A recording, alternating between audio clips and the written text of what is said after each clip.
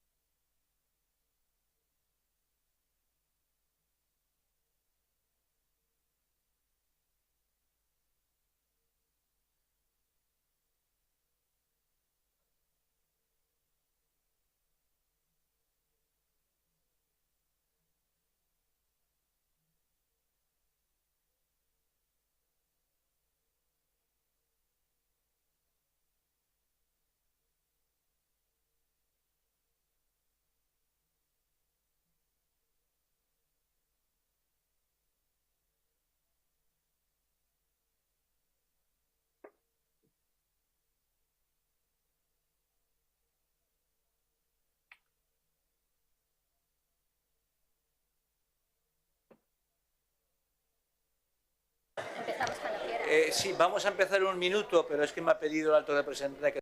We'll get started in a minute, but the High Representative has asked me to wait for him. So please remember that tomorrow we don't start at 10, but at 9:30. Please remember that.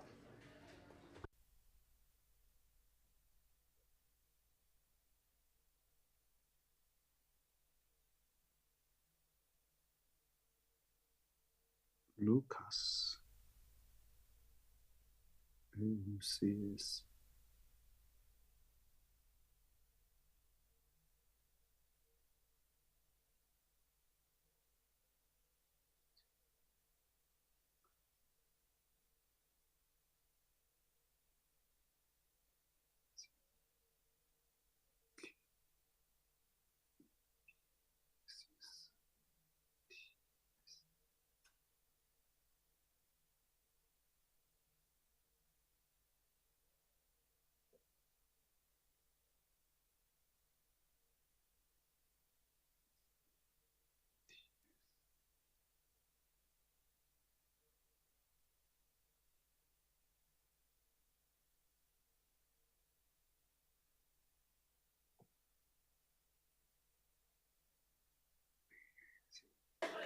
Buenas tardes. Yo creo que ya estamos todos. Good afternoon. I guess we're all ready to get started now. First of all, I would like to thank the invitation to the High Representative and to Paco Fonseca, who is a good friend, for inviting me to moderate this panel, because you all understand how wonderful it is to be here listening to this wonderful people. I'm a professor of international relationships, and on the 1st of September, I will be teaching European foreign affairs. So this is a wonderful course for me to get ready for my course, and being here at the Magdalena Palace is wonderful. So I'm deeply grateful for the invitation. Today we will be speaking about Europe, US, and China. Let me break down this name that is quite controversial. First of all, Europe, not the EU. EU is an institution, but Europe is the continent, and that doesn't have political capacity as such. So this will allow us to both address the institutional dimension with the limitations we've been listening to during this day and a half, but also the non-political and geographical reality. The other term I would like to discuss is between USA and China. The first thing that could come up to our mind is that this panel is not going to deal with, and I hope that the High Representative later tells us about the foreign policy of the EU.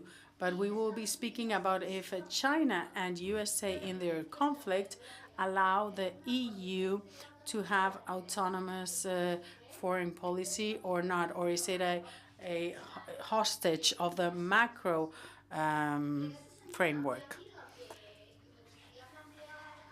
So what I would like to ask from our speakers is, as European, which is something that concerns me, are we trapped in this economic and geopolitical conflict, in this fight for world power, to see who will be determining what is happening, or do we have the political capacity of formulating our own policy?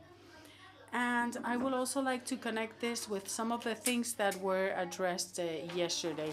Yesterday, we talked about how Europeans, with our limitations in defense, are now object of protection by the US. But I would like to remind you what are the traditional terms of protection, whether in the feudal system or in mafias. If you are protected, then you owe. So if we're in NATO and protected by the US, do we have the capacity of opposing a policy that could be imposed by the US? And I don't want to give any spoilers, but to find solutions to this, I would ask you to do an exercise later. and that is to cross the resolution of the European Council of June 2023, which is the last policy on China, with the declarations in the Washington summit of NATO on China. And you will see we're speaking about two different Chinas regarding how things are seen as a threat, as a friend, as a foe. These are two completely different visions. Therefore, this can help us conceptualize this discussion. Do we need our own policy? Do we have the capacity of creating our own policy?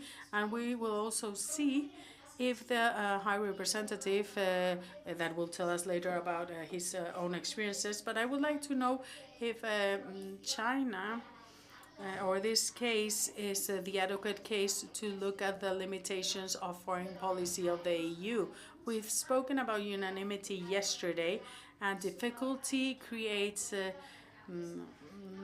problem to have a strong policy. But I would also like to speak about the other challenge, the challenge of unity and loyal cooperation in a framework that is not a legal framework. How do we get the member states to respect common policy? What am I speaking about?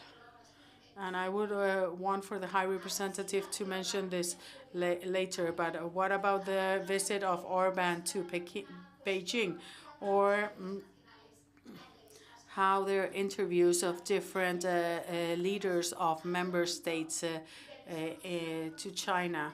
Are we speaking about one same message with different voices or not? And does a loyal and unloyal cooperation exist?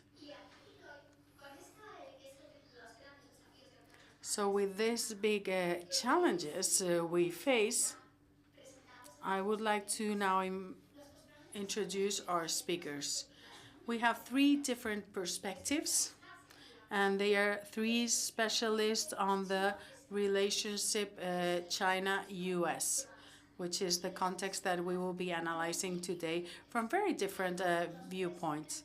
And in fact, the three come from different areas. One is from North America, Canadian, even though was born in Europe. We have a European that was trained and educated in both America and China, and Chinese. We all know that foreign policy is made up of three things: values, interests, and a vision of the world. The values and the vision of the world are enormously limited by your cultural origin.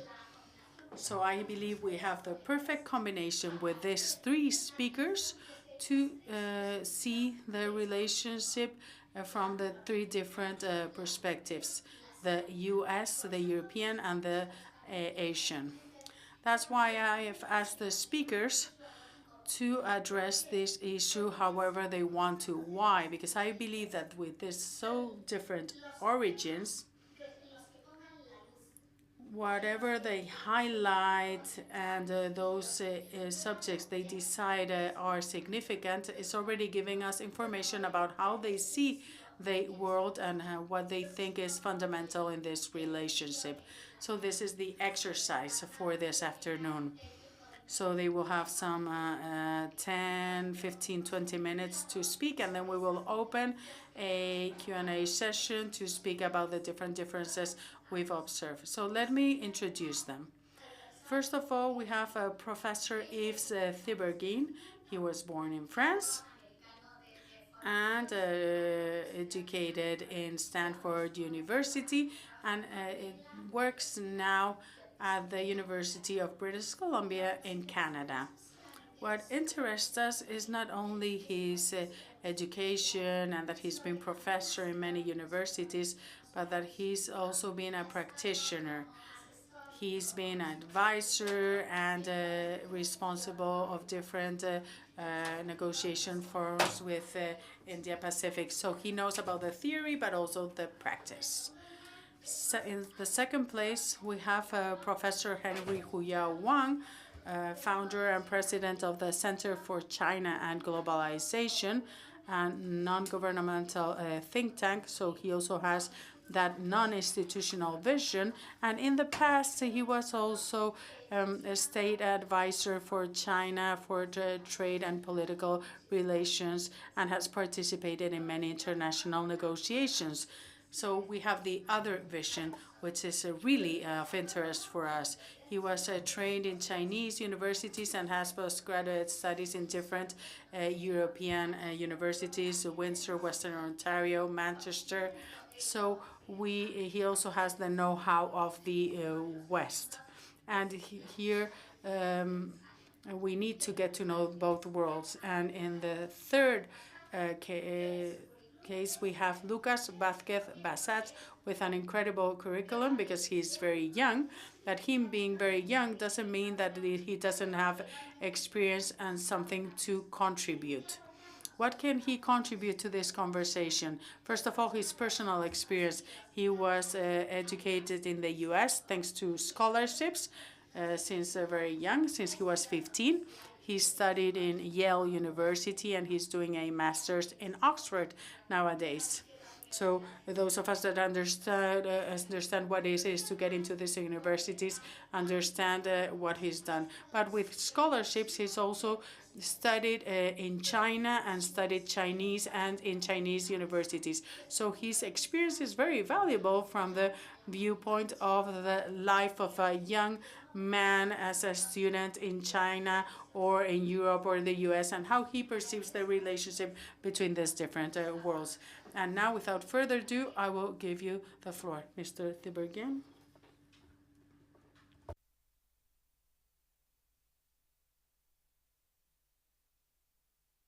OK. Je voulais commencer par remercier le haut représentant, Josep Borrell, de m'avoir invité, de sa confiance ici, pour m'avoir invité pour la deuxième fois. Je suis un grand admirateur de tout le travail qu'il a fait dans ces années passées. I'm also a huge fan of this school. It's very rare in the world to have a setting where it's possible to interact with the top person doing foreign policy for the EU, but in a very public setting with young students and members of society. It's quite an exceptional, and the freedom that there is here of debate and discussion is rare, especially dealing with momentous questions of war and geopolitics. So thank you for having me here. I'm going to continue on the trajectory set by Professor Lucas Tsoukalis. You'll notice very quickly when he comes to China that it's not just where we have had experiences that matters, but it's the training that we have. So I'm a political economist like Professor Tsoukalis. If you talk to someone who does security, you'll have a very different approach, right? Or if you do some environment, it's another different approach. And so I will focus on the big forest, the big picture, trying to go at the highest level, and also speak frankly and bluntly. I will also preface by saying that in opposition to 2 years ago, there are currently some good vibes in the relation with China and in the openness. China has been reopening after COVID.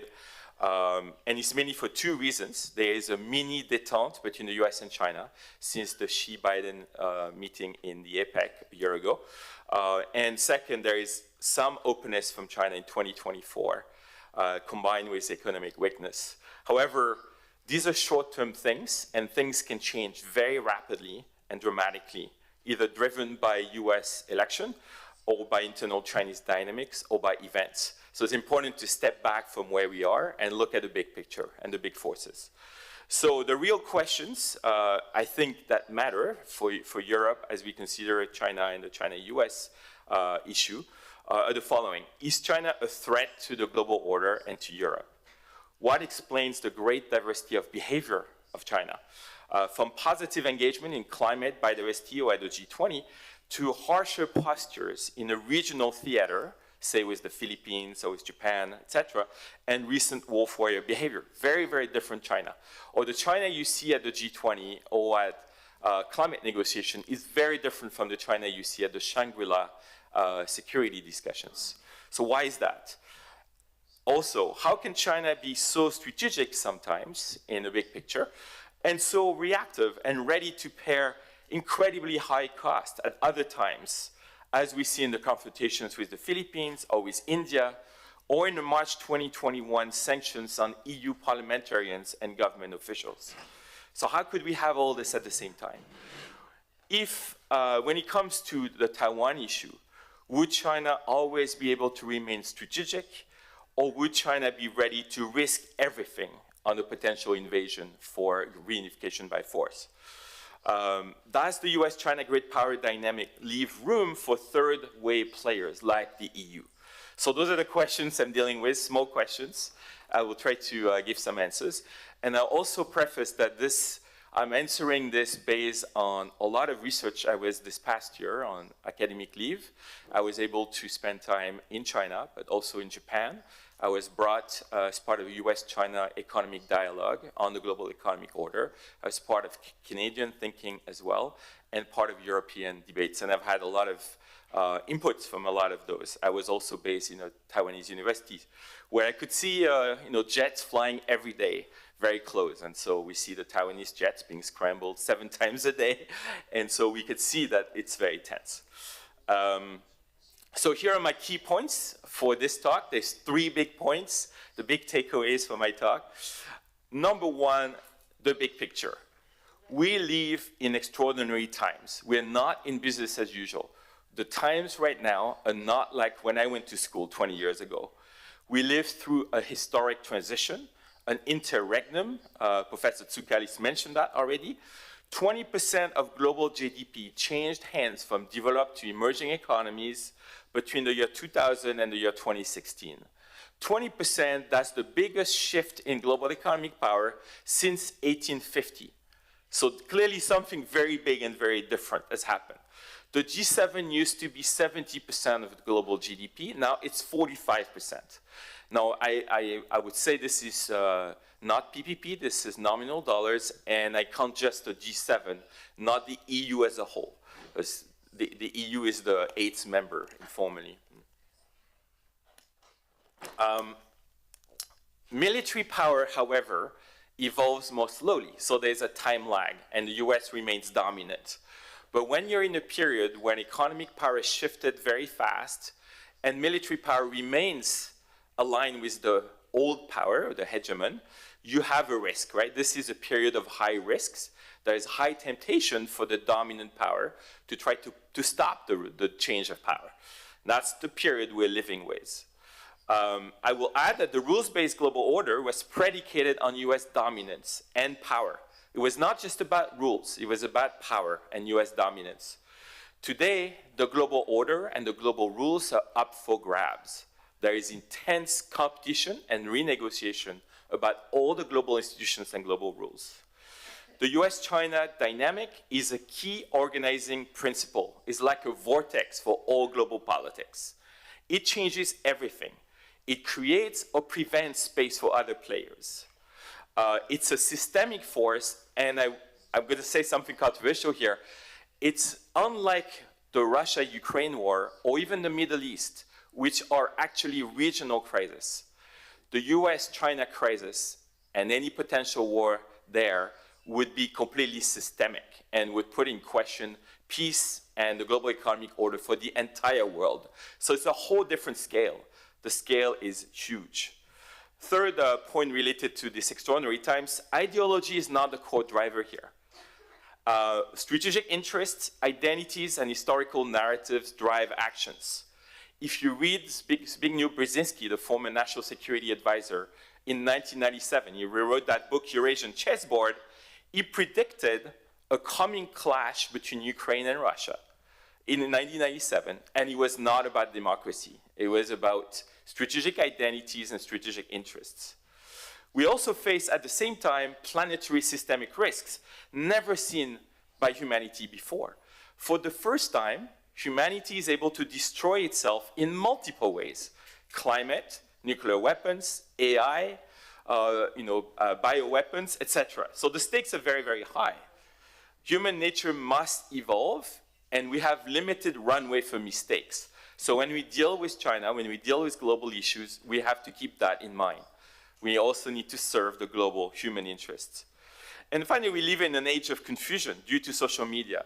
You know, the current young people, I guess many of them here, those who came of age in the 2010s are the first generation in human history that has been hooked to the digital world and social media for most of their life.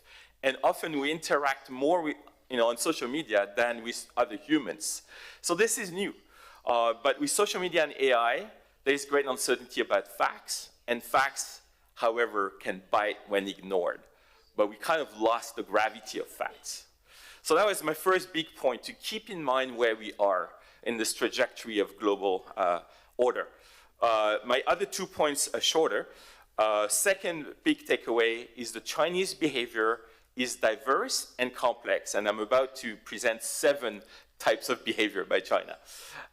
Therefore, China cannot be reduced to a simple black and white formula. They're communist, they're evil, or they're force for global order or global cooperation. It's more complex.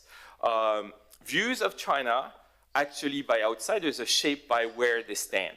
Those in defense have one view of China, those in global economy have one other view, those in environment have another view, etc.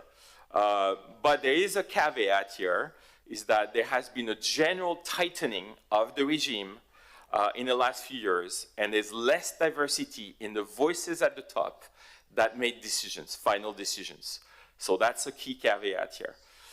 My third point is the thoughts for the EU, and then of course I'm going to give more details. But in summary, my argument would be the EU has to be strategic and realistic in response to the world we face today.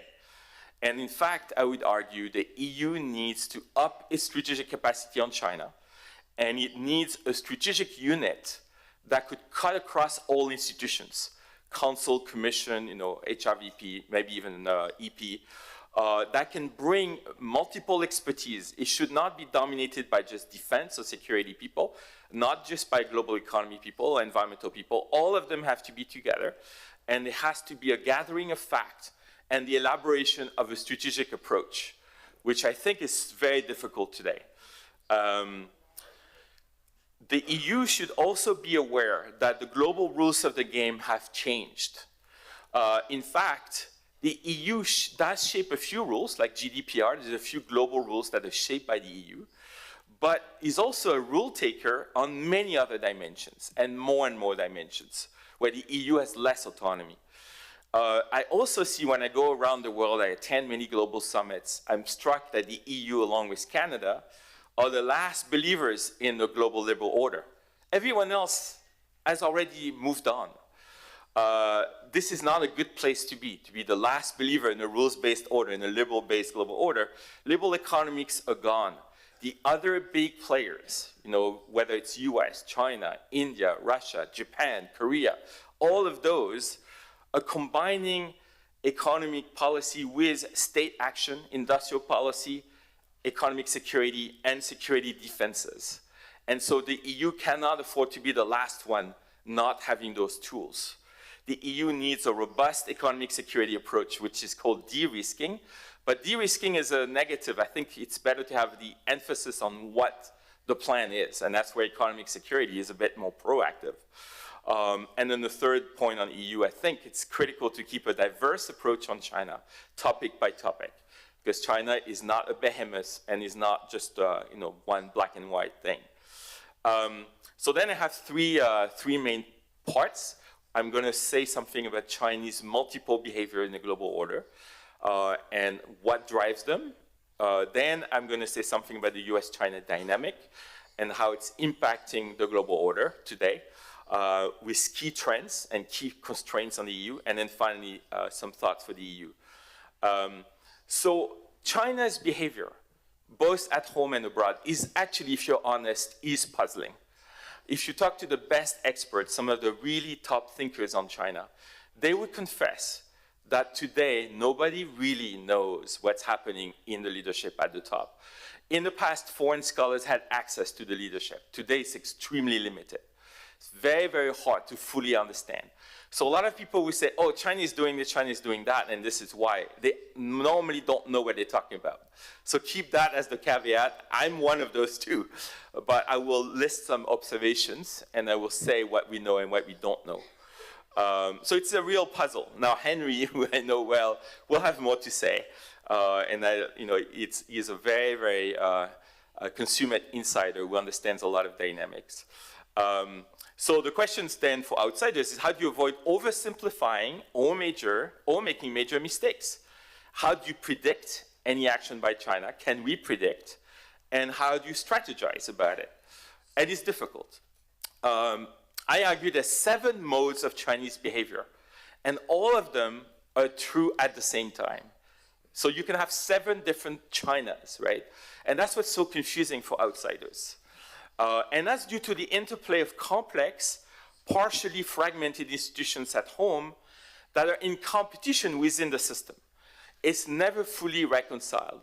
Another rule of thumb, in any political system, China included, the top leadership can deal with about 10% of issues because they are overloaded. 90% of issues are dealt by bureaucratic reconciliation and bargaining. The same happens in China.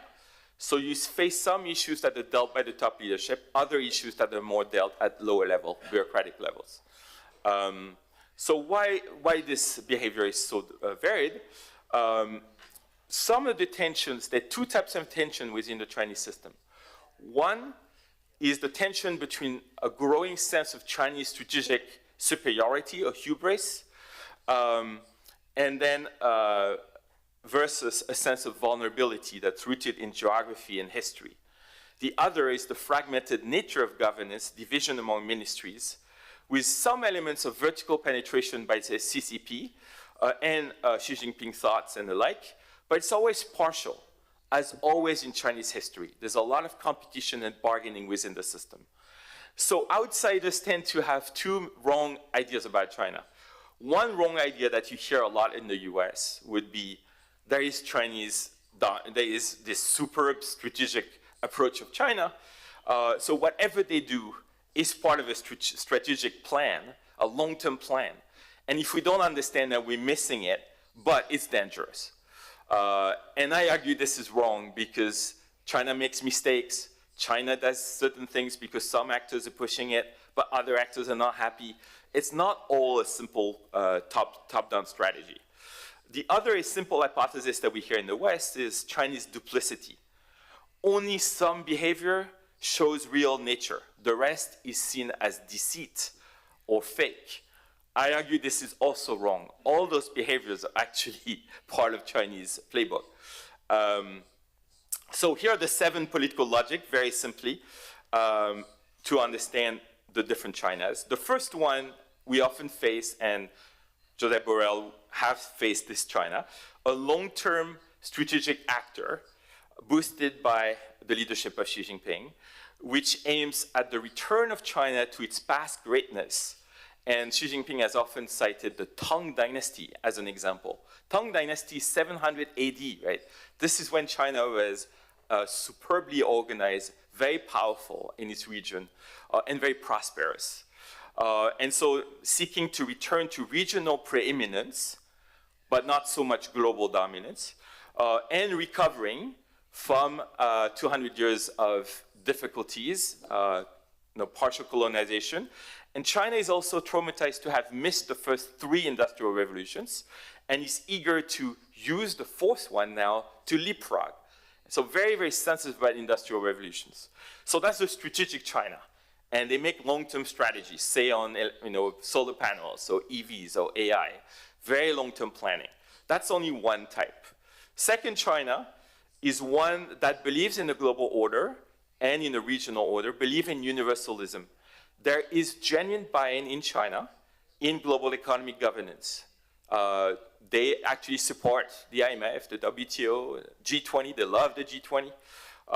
There is economic ministries support markets.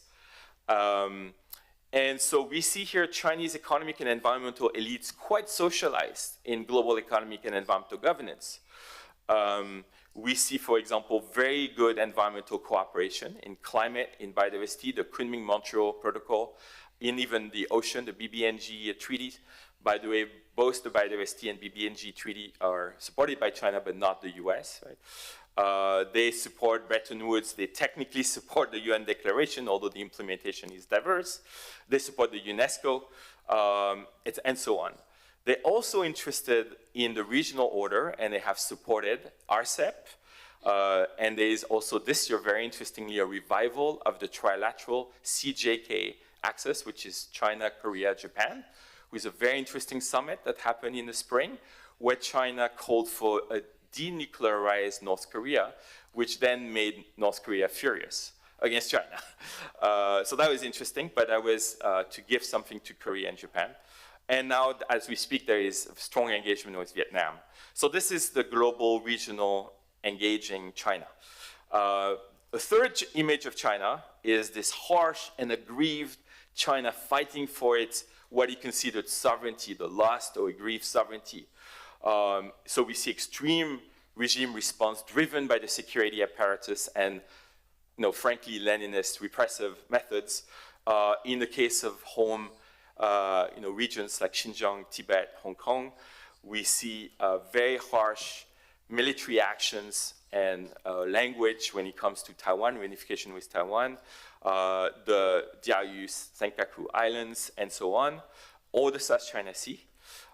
And so here we find rigidity, harsh stance, and a focus on unity and unification. The frame of mind is loss aversion. And loss aversion in psychology is dangerous because there is no room for compromise. And this is a readiness to take any measure, any cost. It's even more dangerous when we have two sides who have a loss aversion frames. So if the Philippines and Japan have a loss aversion frame and the US, then of course they clash at the same time. And so we have dangerous dynamics there. We have also a crude internal repression and a sense of hubris in the region. And you hear about this very frustrated reactions from Koreans, from Filipinos, from Vietnamese, and so on, let alone Taiwanese. Under that rubric, there is always the question of what will happen to Taiwan. So I'll preface by saying, the EU, like all major countries, adhere to one China policy, but that's predicated on peace. That is, all major countries, EU included, oppose the use of force. And so the question is, would China, would or won't Xi Jinping make the leap and use force? And there are real dangers on the ground because of very, very strong chicken game actions between the different players. We have everyday aircraft and Navy ships that are coming very close to each other. So there is a danger for, there's a danger of a potential event getting out of hand. The key for peace is to maintain deterrence, solid deterrence. And the main scholar of deterrence was Thomas Schelling. And he always said, to have deterrence, you need capabilities, willingness and clear communication, and reassurance and diplomatic engagement. No deterrence is possible without diplomatic engagement and reassurance. And that's a lesson. We lost that in 2019, 2020, and it led to very dangerous situations. I remain an optimist. I believe that there is no decision and no will at this point in China to use force, but there's a lot of uncertainty and intense psychology going on. And so it requires careful action. I also know that if there was a contingency around Taiwan, currently US and Japan would be involved, and it would be a world war that would destroy the global economic order, and Europe would be involved, whether it wants it or not. So it would be a catastrophe, way bigger than Ukraine, Russia, right? Because China is 10 times bigger than Russia in economic terms. So it has to be avoided at all costs. Force, you see also China that's engaged in very intense tit-for-tat dynamics with the US and Japan. You see this in trade, in foreign investment, in sanctions, in technology.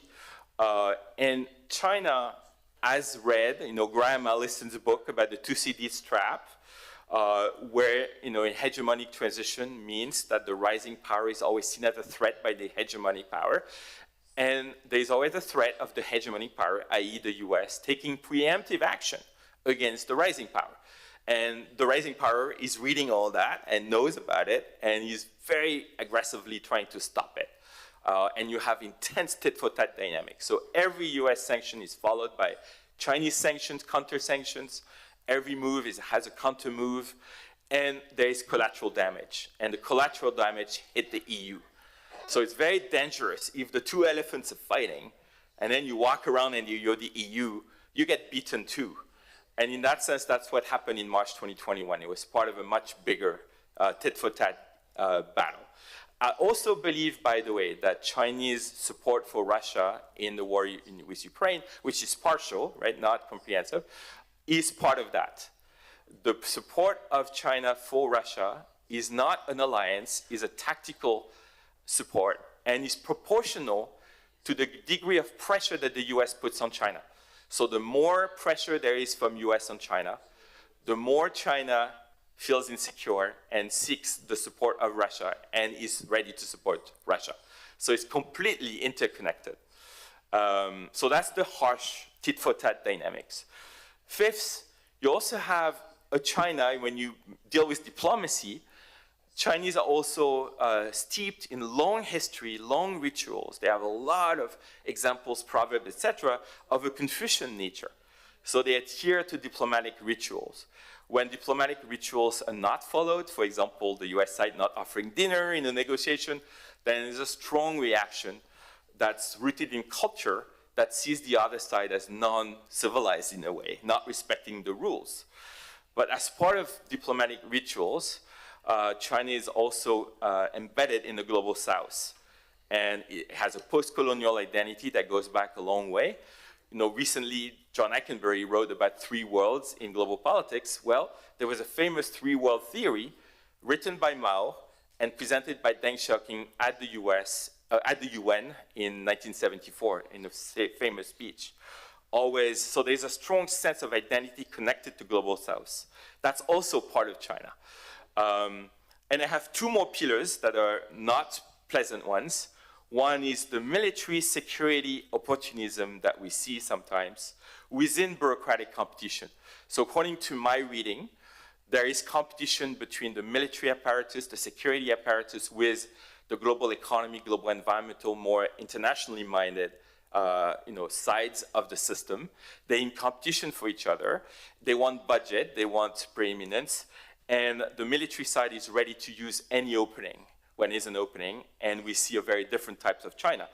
But that side, often because it's part of domestic politics, is ready to take actions that are very costly. And I would put here in that box the 2020 border conflict with India, which has been incredibly costly for China. They gain almost nothing, but the loss of the entire app market in India is immense, and many other losses with India. And then finally, there's propaganda opportunism. We have seen wolf warrior diplomacy as an outgrowth of the growing use of ideology at home within China. And we have seen opportunistic actors trying to gain in prominence with the use of tools like that. So all the 7 modes are all happening. They're all part of China's behavior, even though right now the wolf warrior behavior is less, it's become quiet at the moment. But we have seen it before. So now that leads me to, and I'll be shorter for my last 2 parts, to the US-China relation and the vortex. So we have a very, very rapidly changing environment between US and China. And we have 7 trends happening.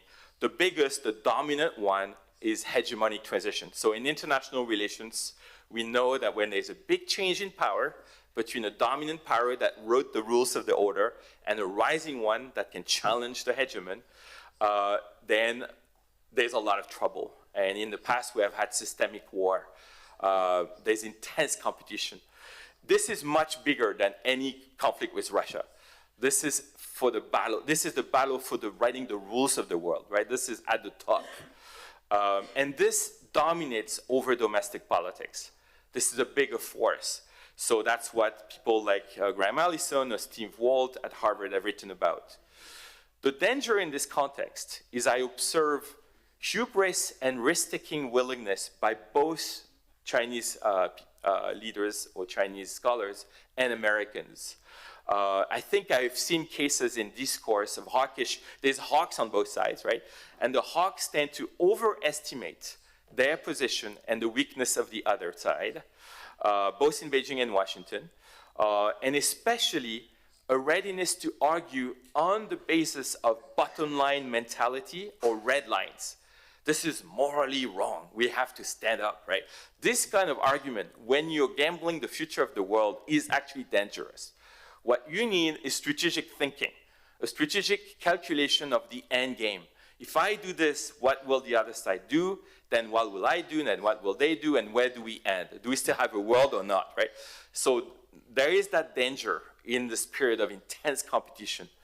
The ultimate morality is not to stand up for a value, it's to maintain peace. There is no, if we have systemic war, there's no more morality.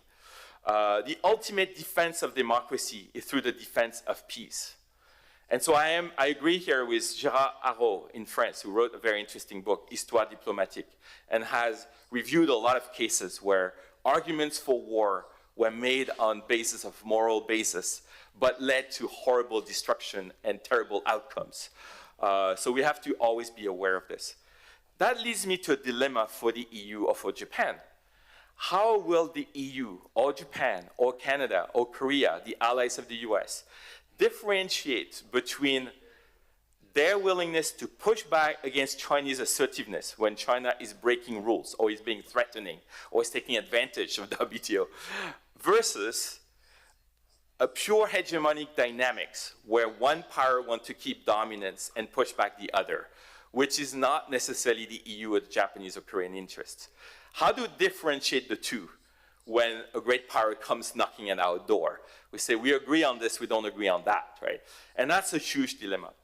For the US, the dilemma is how to avoid the temptation of a preemptive war, preemptive strike, which is advocated by hawks in Washington, where they would risk infinite loss for a limited gain. And how can the EU influence that choice, make sure that the US doesn't jump into a preemptive strike? For China, the dilemma is how to avoid the temptation of a logic of nothing to lose, since they will contain us if they believe the US will always stop China, always block China, try to stop their growth. Then they may be tempted for a dramatic risk. How then will the EU shape this choice, maybe together with Japan, Korea, Singapore, ASEAN, in tempering the mood in Beijing? So those are the stakes, right, at the highest level. Second trend, we see the rise of non-strategic domestic politics in key countries, and that's a huge issue. It's not just France and Italy maybe or UK that are heavily constrained domestically. Almost all major countries today have very fragmented domestic politics. There is, no more prime minister in Japan, and we have no idea who it's going to be in October or September. We have very, very difficult polarized politics in Korea, in the Philippines, extreme polarization. And we have social media making things much more difficult. No sense of truth. When you have such divided politics, and I'm skipping here over the US, how could all those players take a cup of tea, take a deep breath, and think strategically, right, when they face very high stakes? I will say that even China is more fragmented than it looks. It's very opaque, but strange things have happened. For example, the fall of Li Shangfu, the foreign minister, was traditional. It's linked to corruption last year. But the fall of Qin Gang was very unusual, the foreign minister. To some extent, it's a sign of factions struggling against each other, even though we don't know the details. And then when it comes to this decision of the top leadership, 95% of the decisions can be explained through rational models, but 5% cannot. And that 5% includes the border war with India in 2020 and the March 21 extreme sanctions against European parliamentarians and officials. And here we are not too sure, because the cost is immense for China, and yet China did it. What does it mean? What could China do that in a similar fashion? The third trend is an arms race. There is an arms race going on in the Indo-Pacific and in the world.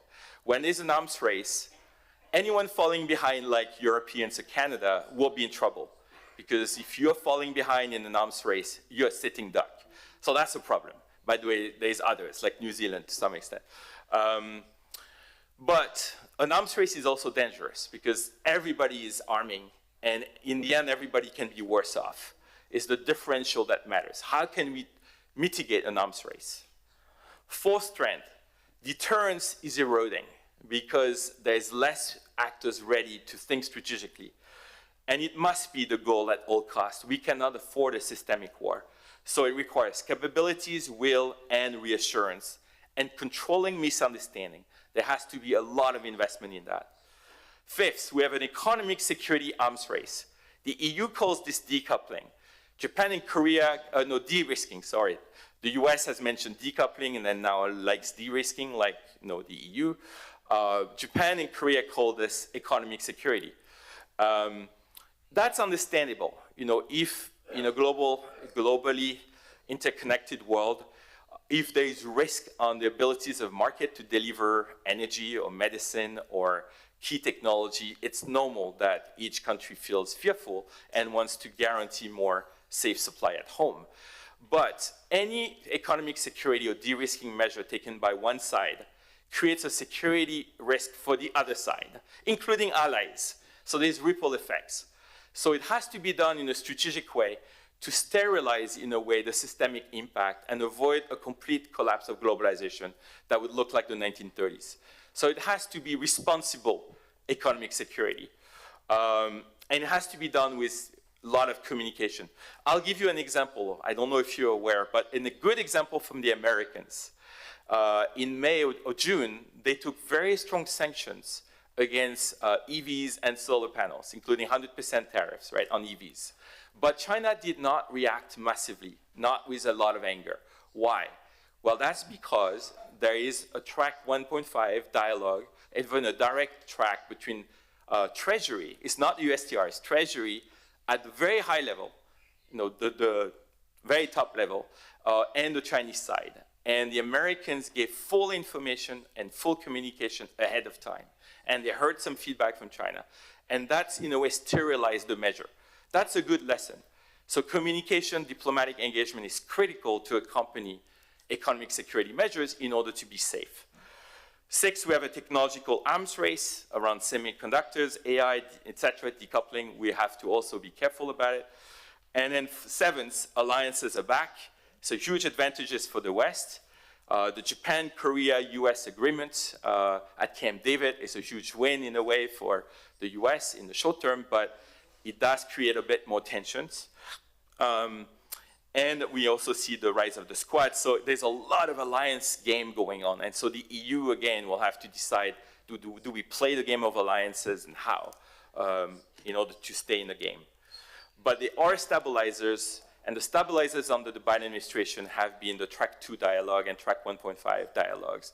I've been privy to be invited to one of those, and I can see that in those dialogues, the two sides are aware of the stakes. Both sides know that if they make a mistake, the whole world is in danger. That has been good. We don't know if that will continue after the US election, but it's critical. So finally, some thoughts on the EU in this complex game. So there are opportunities, there are dangers, and potential scenarios. The opportunities are this. The world does face existential risks. Modern civilization is in danger. If we don't solve certain crises, and if we don't learn to cooperate among great powers, we could see the collapse of civilization. So there is no alternative but some degree of cooperation between systemically important players, and China is on the top of that list. Europe and the West are smaller in global proportion than 20 years ago. We must get used to it, we must face this reality and deal with the world as it is, not as we wish it is. Second, China is very diverse, has a huge size, huge resources, huge impact, And there are still globally educated, globally shaped and oriented elites within China with whom it's possible to work. So there's a lot of space that remains for cooperation. Third, the EU matters a lot for China. It matters in terms of interest and cooperation. It matters also, I can tell you that even for the Chinese public, they care a lot to know if some Europeans are showing up in China or cooperate with China. It gives face to the leadership, and it gives, therefore, leverage to the EU. The EU has had access, we know from Josep Borrell, but many other individual leaders, and that access has led to some impact. I think the exit from zero COVID followed some conversation with EU leaders. There was information transfer from the EU. The fact that the pro-Russia stance was restrained has a lot to do with the EU communication with China. The nuclear weapons posture by China has a lot to do with a lot of work from the EU side. It's important to continue doing this for the EU. It does have a role in restraining the Chinese support for Russia. Now, it requires some knowledge, mutual respect. But there are dangers, great dangers. Number one, the space of action of the EU is defined by the US-China dynamic and by US pressure, given that the EU is a security dependent. The EU is unable to secure itself, depends on the US. If the US-China dynamic gets much worse, the US would put enormous constraints on the EU. And the EU is unable to keep its autonomy fully because it doesn't have security autonomy. Okay, I'm finishing. And if the US and China turn into a Cold War or have a conflict, the EU space vanishes. The EU will become an ally of the US and will be involved in that war.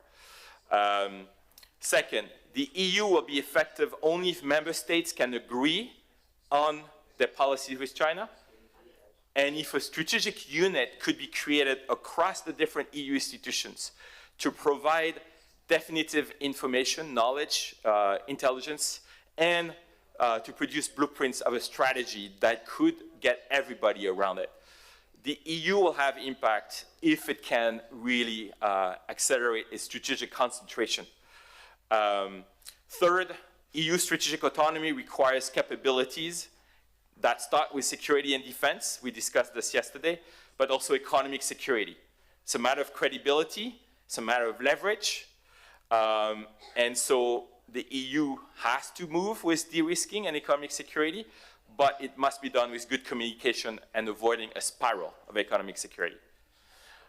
Fourth danger, Chinese internal politics are not fully stable and not fully understood. There's competing factions. There is sudden surprises. There is a risk of the regime getting even harsher, either around the leader or with a harsher control by the security and the military side of it, if they gain preeminence over the international elites. Then in that case, the EU would have to avoid getting burned if it got too far.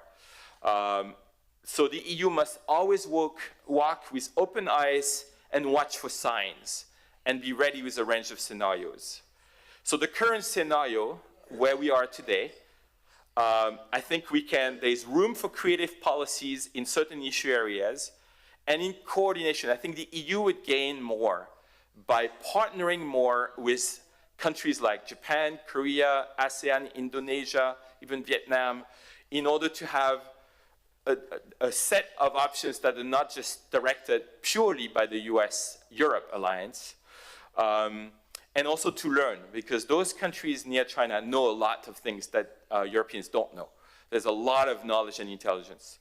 The EU should walk on two legs. On one hand, the EU cannot be a sitting duck and need a strong defense and strong economic security leg. So it's unavoidable to have more powerful tools to defend itself, to have leverage. But on the other hand, it's critical to keep in mind the need for global cooperation and maintaining the global order. And then finally, there is always the possibility of a harsher scenario, if either driven by the US or by events or by US or by China, But if the US-China spiral gets a lot worse, then the EU will have to take a very different position. And so the EU should be able to game plan all this and have scenarios and readiness. We are in a very volatile period, a period of disruption, a period of uncertainty, and it's very hard to predict in a very certain way how events will unfold, and the EU strategic capacity has to be built up to be ready for that. Thank you very much. Gracias. Muchas gracias por una presentación. Muchas gracias por una presentación tan exhaustiva. Thank you so much for such a comprehensive presentation, as you've addressed all the possible dimension of the different agents. Professor Henry, you have the floor. Okay, great. Thank you. Thank you, the organizers, for inviting me to this very interesting discussion. And also, I met High Representative Joseph Borrell 2 months ago in Austria, and he mentioned about this event. So I'm very keen to attend, and so great to see all of you.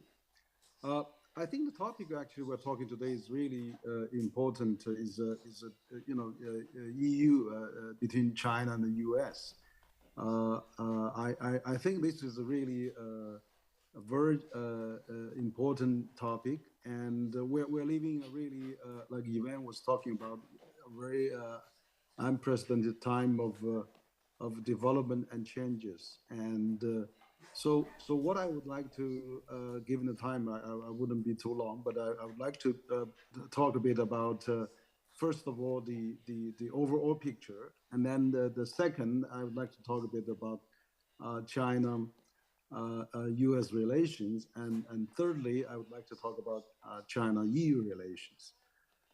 First, I would like to say that, as I said, we're living in an unprecedented world. The world has gone to 8 billion population. We have, the globalization has accelerated for the last 7 decades until recent decades. We have all those challenges and wars and conflicts going on. And I think one of the biggest outcome of this is of this development of the since the Bretton Woods system in the last 78 years is the rise of China, probably giving China become now the second largest economy. But I think still both EU and US are largest economy as well, and so we probably can say China, EU, and US are now 3 largest economy in the world, and then we really have to find a way to work together, because the world is a much dangerous place. We see populism, nationalism, deglobalization is going on. We have many more new challenges. We have to solve them, both domestically and internationally. So what I would like to say is that actually, as many European leaders have said that before, we are now getting into multipolar world, so to speak, because the unipolar world we've been seeing since the Second World War, probably since the Cold War, is probably gone. Now we're having multipolar world, but then yet there's no multipolar world system to sustain this multipolar world. So we have to really work on that and find a way to accommodate each other and find a way to probably improve the existing system. China doesn't have the desire to replace. We have to build on. We have to enhance and enlarge and improve where China can make some contributions on that. So I think the world is really getting beyond the control of human capacity, like climate.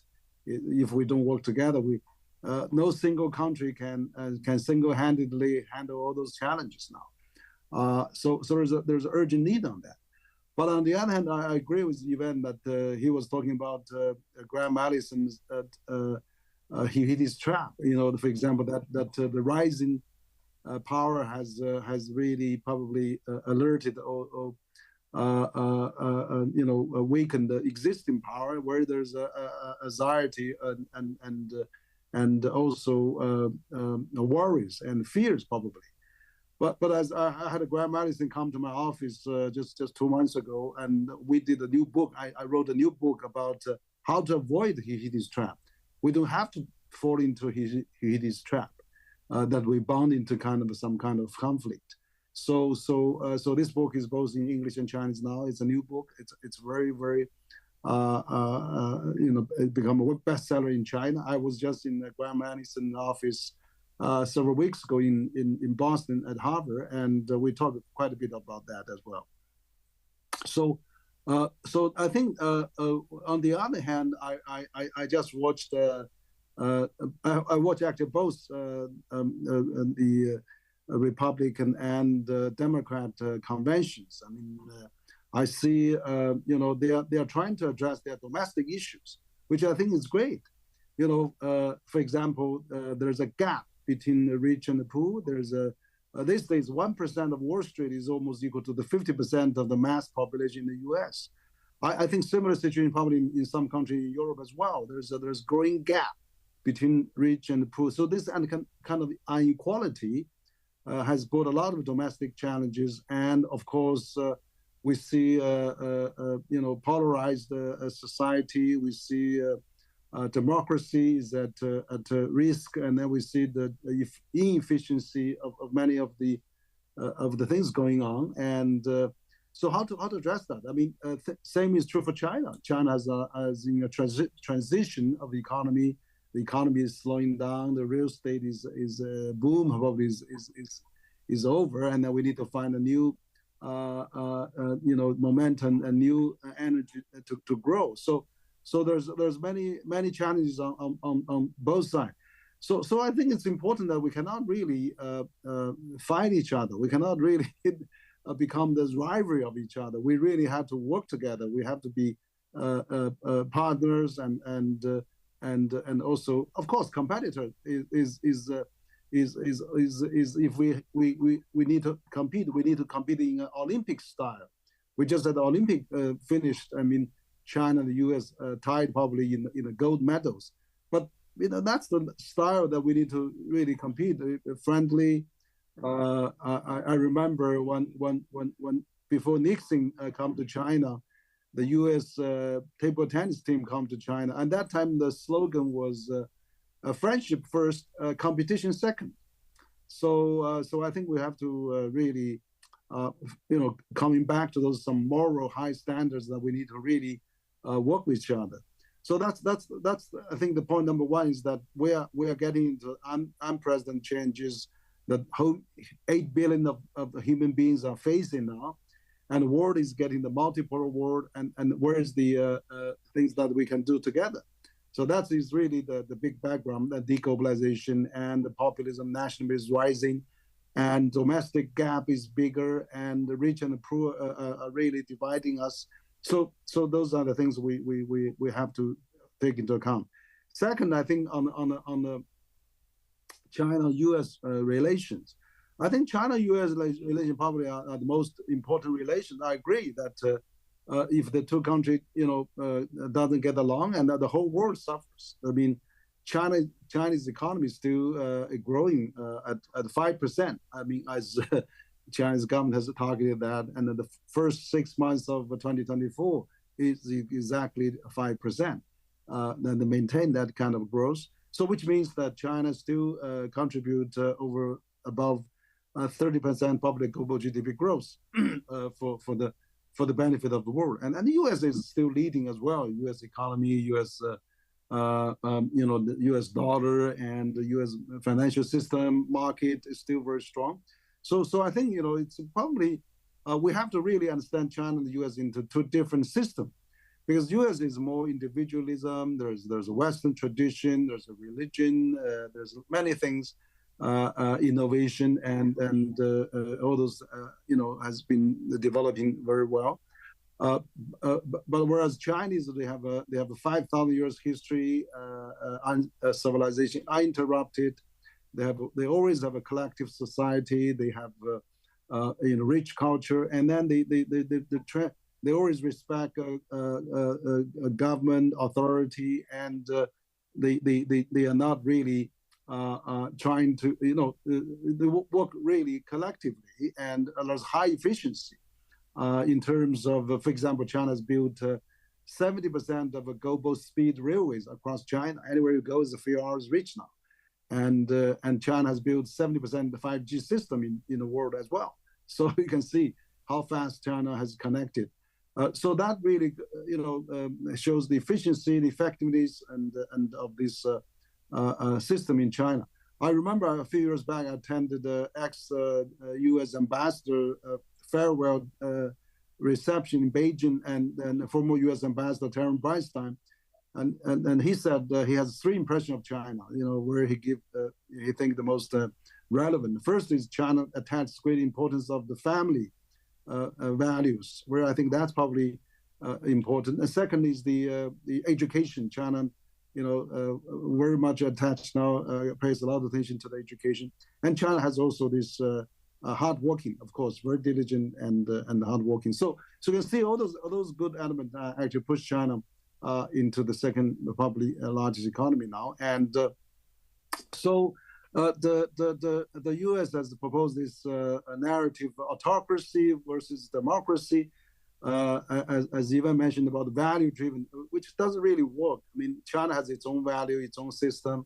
It must have done something right if they can lift 800 million people out of poverty and become the second largest economy in record time of the history. So I think we probably have to think of that, given its own merits on that. For example, I always said China, we may have a different democracy model. China has already had this meritocracy, thousands of years since even before the Tang Dynasty, where it was mentioned about. There's always the election and the selection. For example, every year there's about 12 million college students selected from Chinese young people to get into the system to study universities and things like that. And there's 2 million take the exam to get into the government, become public servant. And then they are through the examination paper voting, actually. So that is really a unique exercise that China has. And then you have to, starting from grassroots to the top, and then to the municipality, to the province, to the top. So they are really have its own system working there. And I think China-U.S. relation, there's many things I can see is very risky, actually.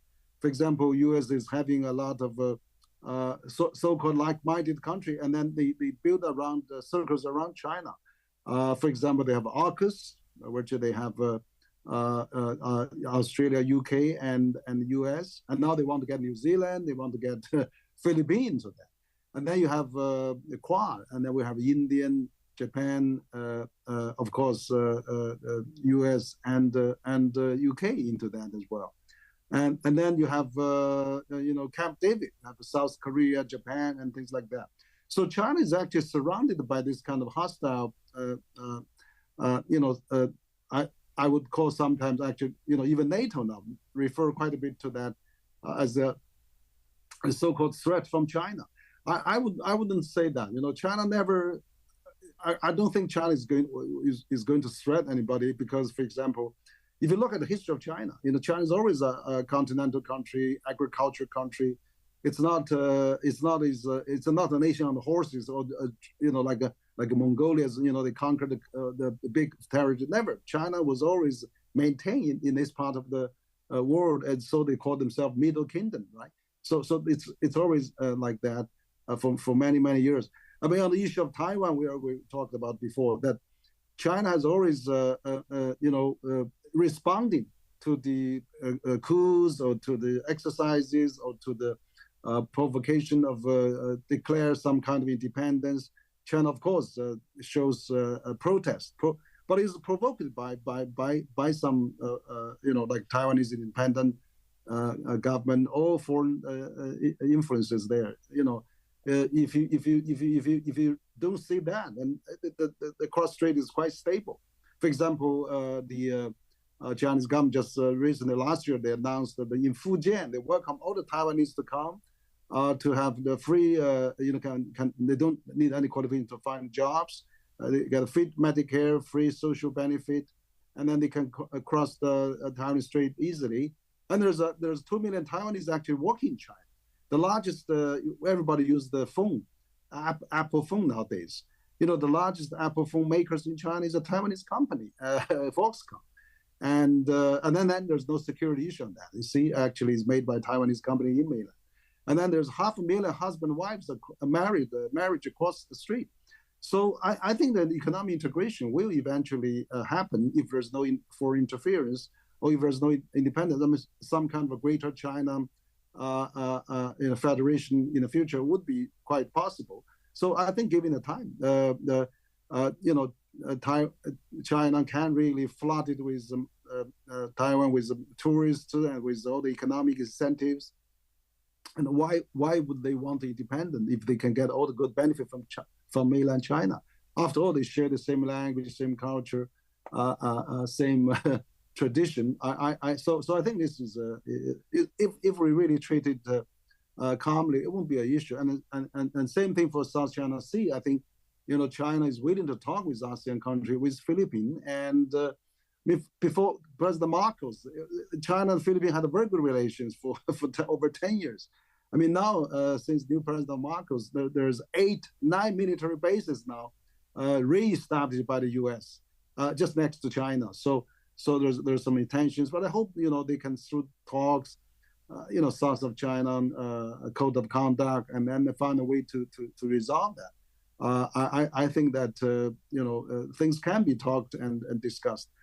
So what I'm saying basically on China-U.S. relations, Taiwan is probably the core issue. If Taiwan is not the problem, I see why U.S.-China maybe can get together. U.S. is good at 0 to 1, good at innovation, and China is good at the 0 to 1 and 1 to 100, which we can really enjoying both competitive advantages. And finally, I'd like to talk about China-EU relation. I think EU is really a great culture, historical, continent, has a lot of rich tradition, and has devastated by the two world war. I mean, now EU is facing another challenge by Russia invasion of Ukraine, basically. So I think China can help, absolutely. China wants to make a peacemaking, and then so China maintain good relations with both Russia and Ukraine, so that if time comes, China could do something. I think that I wrote actually an op-ed in New York Times when the Russian war on Ukraine broke out, and I said China can be helpful, and then now we are seeing China probably getting better position now to do that. But also I think the EU is really largest trading partner with China. I mean, you like many EU auto industry sells more cars in China than EU and US combined. It's a big market for EU. And then there's the Chinese tourists. Having many go to European countries, many go to Spain. Actually, there's more air traffic goes to Paris, to Barcelona or to Madrid. I mean, it's really fascinating. I was in Spain just a few months ago. I saw many Chinese tourists now, and so it's really interesting to see. Also, there's no border issue. China doesn't have a border issue with European countries. We have a Silk Road. We have the trade between China and the EU on this Silk Road. Nowadays, there's over 10,000 trains has been dispatched since the last few years, or even more than that. So there's a huge connection, trade and economic flows, and people-to-people exchanges, student exchanges. There's another several 100,000 students studying in the EU countries. So I see all those good benefits. So I don't see EU have any issues with China, basically. There's an ideological issue, as we heard the previous even was mentioned that. But after all, I mean, we probably, as time goes on, we probably we can live in different systems, we can understand each other better. I think the challenge for China is really that they need to develop a new, researched narrative or theory that can explain China's success well. Because right now there was really not that strong theory behind that to explain the basic logic why China developed to this kind of prosperity never before. So I think we need to do that. And then finally, I would like to say that China and the EU and even US, we can work together. For example, China has Belt and Road Initiative, which is enjoying a big popularity for the global South countries. For the last 10 years, China Belt and Road Initiative invested over $1 trillion for 3,000 projects across the developing countries. Of course, there's bad project. Nothing is perfect, but majority, most of them are quite successful and welcomed by those developing countries. And I see EU propose the EU Global Gateway, and I see US propose Build Back Better World, B3W. I mean, all those infrastructure projects, I mean, they are now, they propose 7, 8 years later than China, but still, it's great. It's never late to realize the importance, the gap, the deficit of the infrastructure that Global South is facing, and let's work together. I mean, US has the World Bank, headed the World Bank, EU headed the IMF, Japan headed the Asian Development Bank, China headed the AIB, Asian Infrastructure Investment Bank. Why can't we, all those institutions, work together to tackle those kind of Global South issues? I see no reason why we cannot work together on that. And finally, I would like to say, and it took 7 years for China and the EU to negotiate this investment, China-EU investment treaty, a comprehensive investment treaty. So it's unfortunate we see there's some sanctions, there's some things has been put on hold, and now we have new European election. So we hope that now we can probably resume some of those discussions. Maybe we can ratify, if possible, with the new parliament members, and then we can lift the sanctions. I mean, China can lift the sanctions first to do that. So I really see an enormous potential. And then for final, also just to finish, with the war going on in Ukraine and Gaza, China can play a lot of role to help to mediate, particularly help calm down on the Russian conflict with Ukraine. I mean, so China can help EU to really bring more peace to the table. But then EU can help China to mediate the China-US relations, because either is no good, and then we all need a peaceful environment. So if we can find this common interest, then we can help each other, not only economically, but also on the security, on the mediating between conflict parties. I mean, also on the Middle East, China and the EU have a lot of similarity. On the WTO, on the multilateralism, we share many similarities. I think we can work together. So I think it's really great that we have this kind of a discussion, and I hope that also on the climate we can work together. There's many things we can work together, and we have to really bring the world together rather than bring the world to a very dangerous future. So I would really want to thank you all very much for this exchange and the chance to talk to you. Thank you very much.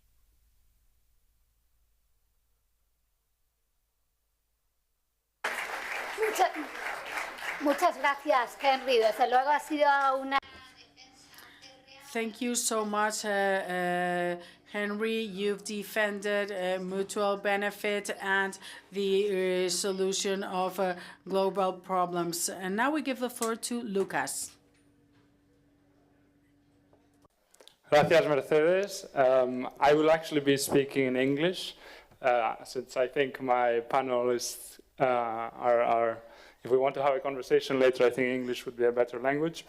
I should start by thanking you for having me here today. What a lovely place, what an exciting summer course. And by saying that this is the very first time I sit on this side of an academic panel. So this is totally new to me. I'm a very recent graduate, so I'm far more used to sitting on these audience seats. But anyways, here I am, surrounded by expert researchers and practitioners, asking myself, what could I possibly contribute? When Josep Borrell asked me to come here, he asked me to bring a young voice, which I think is kind of ironic, because all of my life I've been told by friends and family I sound like an old man. Anyways, that's a young voice trying not to sound so old. So yeah, other than my inexperience or youth, to put it euphemistically, what do I have to bring to the table? Well, probably very little, but I hope you will bear with me with what I have to say. I'm an economist by training, and economics, though necessary, is far from sufficient to understand international relations. And I love learning about history, but this is not the place to regurgitate history lessons when we have history writers and history makers here with us today. So maybe my 2 cents in what I hope will be an intervention shorter than 10 minutes will simply be about how I see the EU within what I think is a false kind of US-China dichotomy. And I think I can contribute to this because I'm an EU citizen, but because I've also lived in the US and China, but perhaps most importantly, because I'm a young person who is concerned with what I'm seeing. I'm seeing a world that's increasingly chaotic, multipolar, and I'm frankly concerned, not just for myself, but for my future, hopefully, children and grandchildren. I think in that context, I see the EU not just as an entropy decreasing agent, but as an agent trying to bring stability through anchoring principles and rules. And I think that's actually fundamental. I know Eve was saying, you know, the EU is the last one still defending a certain order, but maybe there is something to that. Not sure, you know, it's exactly the past, but there might be something to that. And actually there's a pop economics term that I like, which is the Goldilocks principle. You've all heard of Goldilocks, Ricitos de Oro, neither too hot nor too cold. You know the tale, she goes into the bear hut and she finds the right thing for everything. When compared to the US and China, I actually find that the EU is in many aspects the perfect temperature porridge, neither too hot nor too cold. And I think this applies to many things. The first example that comes to mind is perhaps arms regulation. We all know about the US's mind-boggling inability to deal with gun violence. I mean, just in the capital city of DC, which is quite small in population, you have 4 or 5 times the number of gun-related homicides in all of Spain. So these statistics should put something into perspective. On the other hand, you have China, which is totally opposite. I remember when I first moved to Beijing a few months before the 70th anniversary of the People's Republic of China, which was held on, the celebrations were held on October 1st, 2019. It was impossible to buy a knife in a city of 20+ million people. I was trying to set up my new apartment, I was setting up my kitchen, and I went store to store trying to find a kitchen knife, just to cut my veggies and fruits, and it was impossible. I tried online, I included my address in Beijing, and they said, not deliverable to this address. I tried to send it to a friend in Shanghai, and it was perfectly fine. It's just that during those months, there were serious security concerns, and the government had dictated that there would be no cooking knives sold in Beijing. And that was the end of it. So yeah, sure. I mean, I have to say China has had cases of knife-wielding terrorism. I mean, in 2014, there were several tens of people killed with a knife in Kunming. So, I mean, there is a history of this, but still, basically the freedom of a student to cook their own meals was limited by a concern of security. So in that sense, I think you can see what I mean with the EU being kind of this Goldilocks, neither too hot nor too cold. And I think this applies to many things. The list is long. You can think about drug traffic, you can think about education, homelessness. There's kind of, the EU is somewhere in between, not necessarily at the middle, but neither too hot nor too cold. But I think it would be wrong to apply this in-between locution that we have for today's title to every single issue. I think there are things in which the EU is totally separate from the US and China, and the US and China actually share certain things, and that the US is, and that the EU is not necessarily caught in this purported US-China spectrum. That's not always the case, and I think that's a good thing. An easy example would be climate policy. I mean, the EU is in between the US and China in terms of per capita income, but it's below both in per capita emissions. I think this is not just a fact, but also something that shows that the EU is committed to something that's arguably the largest issue of our time. So not always is the EU in between. There are things when the EU is doing, perhaps is in a different league, not necessarily better, but at least different. I think this is also the case with kind of the general narratives that are prevalent within its borders. Eve was talking about how China is kind of putting on the rear view mirror, looking at the Tang dynasty, pointing fingers with 100 years of humiliation. And the US also has kind of a look at its past and trying to make America great again, at least in many states.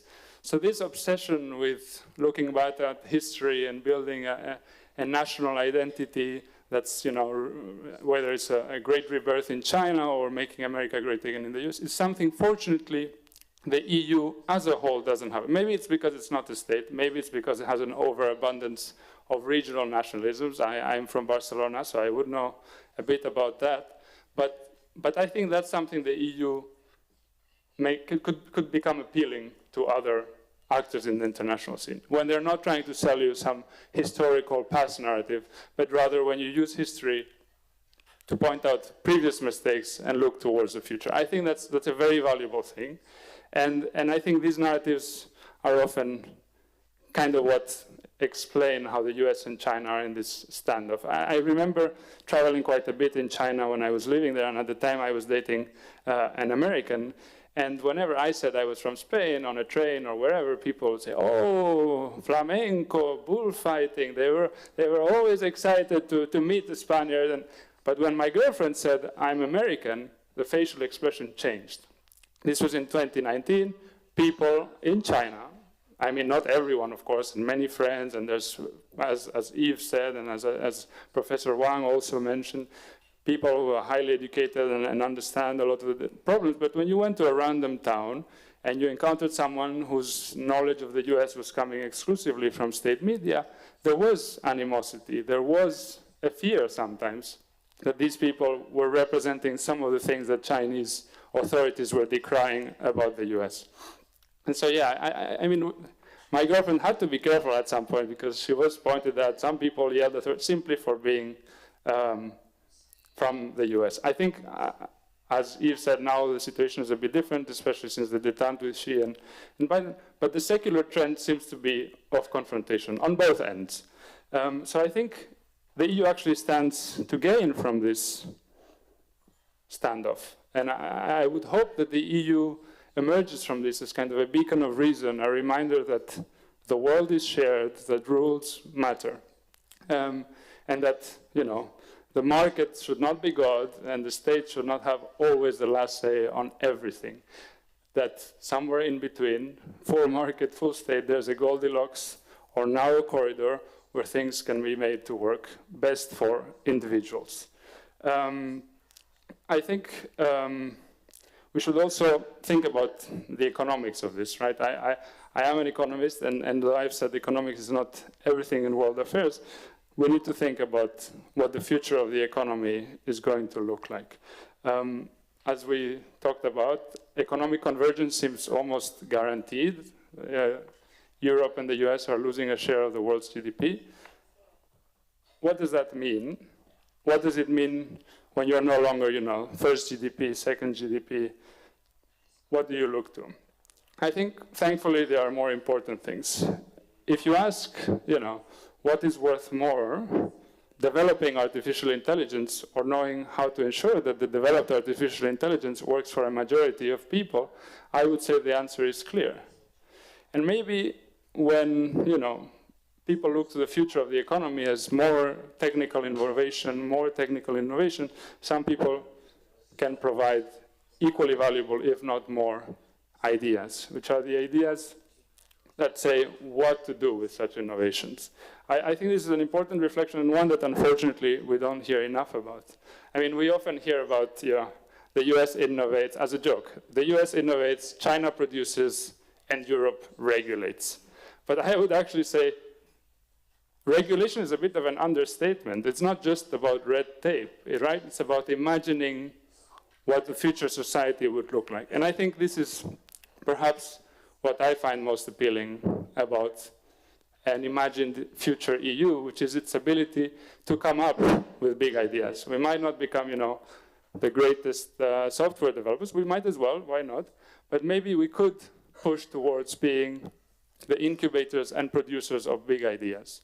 Ideas that at the end of the day tell us how to lead better lives. I think really that's the crux of it. And through that, you might have people flocking to such ideas because there'll be an Iron Curtain phenomenon. If people are living better in a certain place, sooner or later this will be known and people will prefer that. How to make that happen without disappearing or without being overtaken by force, that's an issue that I leave to the experts. But I wanted to end with kind of a big picture, perhaps a bit idealistic, dreamy picture, but I guess I am the young voice, and someone needs to mention this today. And just to finish, there's a quote I really like by Alexis de Tocqueville, who is, you will all know, but I think it's quite beautiful and maybe something to end on that I think is worth reflecting on. I cannot help fearing that men may reach a point where they look on every new theory as a danger, every innovation as a toilsome trouble, every social advance as a first step toward revolution,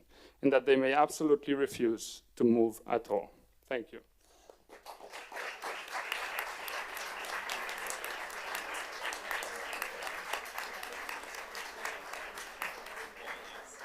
Muchas gracias, Lucas, y sobre todo, enhorabuena, menudo estreno. Y te esperan grandes cosas. So I'm sure you're going to be a part of very great things.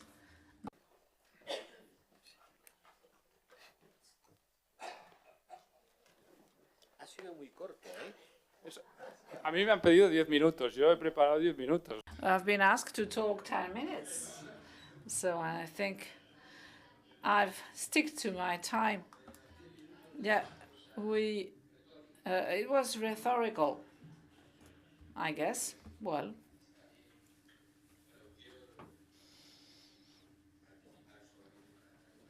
I just want to thank the members of the panel, and I would like to thank Henry Y1. Henry, thank you. Thank you. We met in Austria, in Dabe, among vineyards, where Professor Wang was participating in a seminar, and I invited him. I'm really glad to have him here. Thank you, Yves, for this enlightening talk. We would very much like you to share the text, because I think we have to study the text, we have to digest it. And thank you to you for sharing your experience. But the story, the anecdote, you were unable to buy a knife in China. And in the US, you can get a rifle, gun, whatever, with no problem at all. So there are no restrictions, sadly. And the US, they are paying a high price for this. The number of deaths because of arms. I remember when someone takes the gun and goes to school and kill a lot of children. So these are two different society. One, the Confucius society, based upon the merit. Why Wang has been talking about that. We also have a meritocracy, and I think, and they have it. We have it here. You can be a member of the political party, and you say, "Well, I want to be a member of your political party," and you just pay a fee. And to be a member of in China of the party, the Communist Party, is not easy. And in Vietnam, it's not easy at all either. I come from the Vietnam, and I am aware of the great difficulties to be of the Communist Party. You have to prove merit. These two organizations are completely different. They believe in theirs.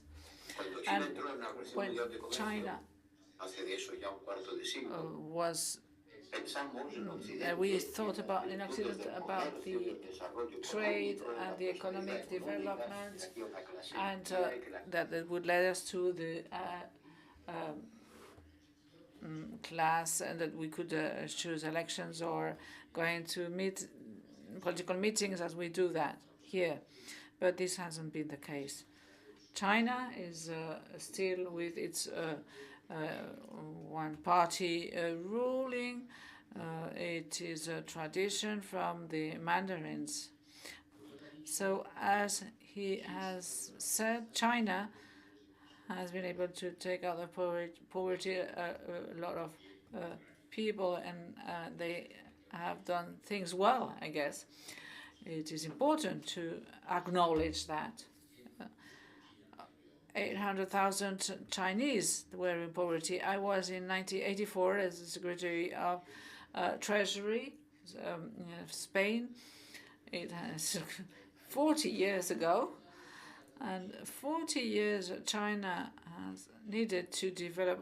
The China I saw back then has nothing to do with the China I've seen in spring. Last spring I was in China, and I've seen the dynamics of China, which is huge. We have not got in the history of human beings. In 40 years, a country was able to take out of poverty 800,000 people out of poverty, and it's become a technological giant. It is not our political model, and we disagree in many things.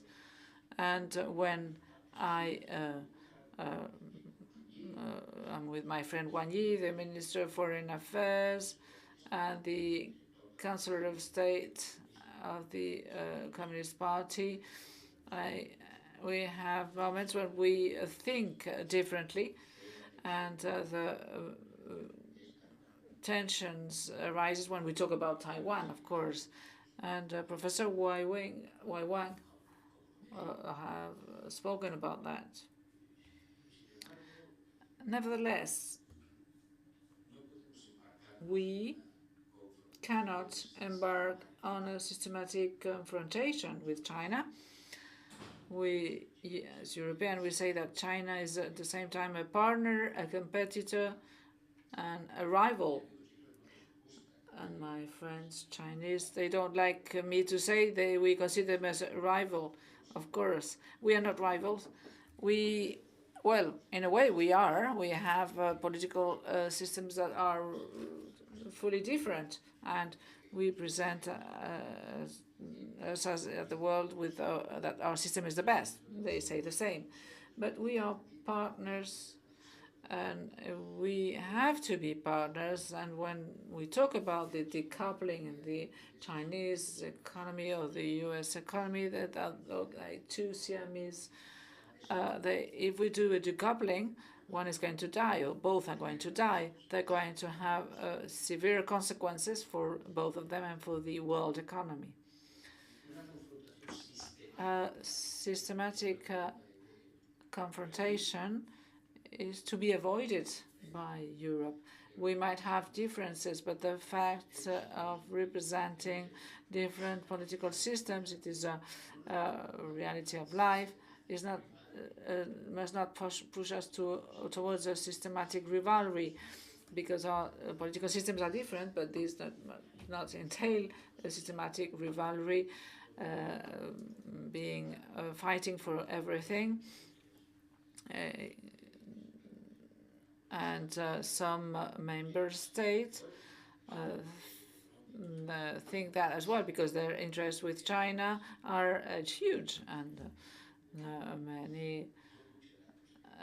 a lot of economic prosperity of a European country, Germany, for example, comes from the Chinese market, and China is a destination for German investment.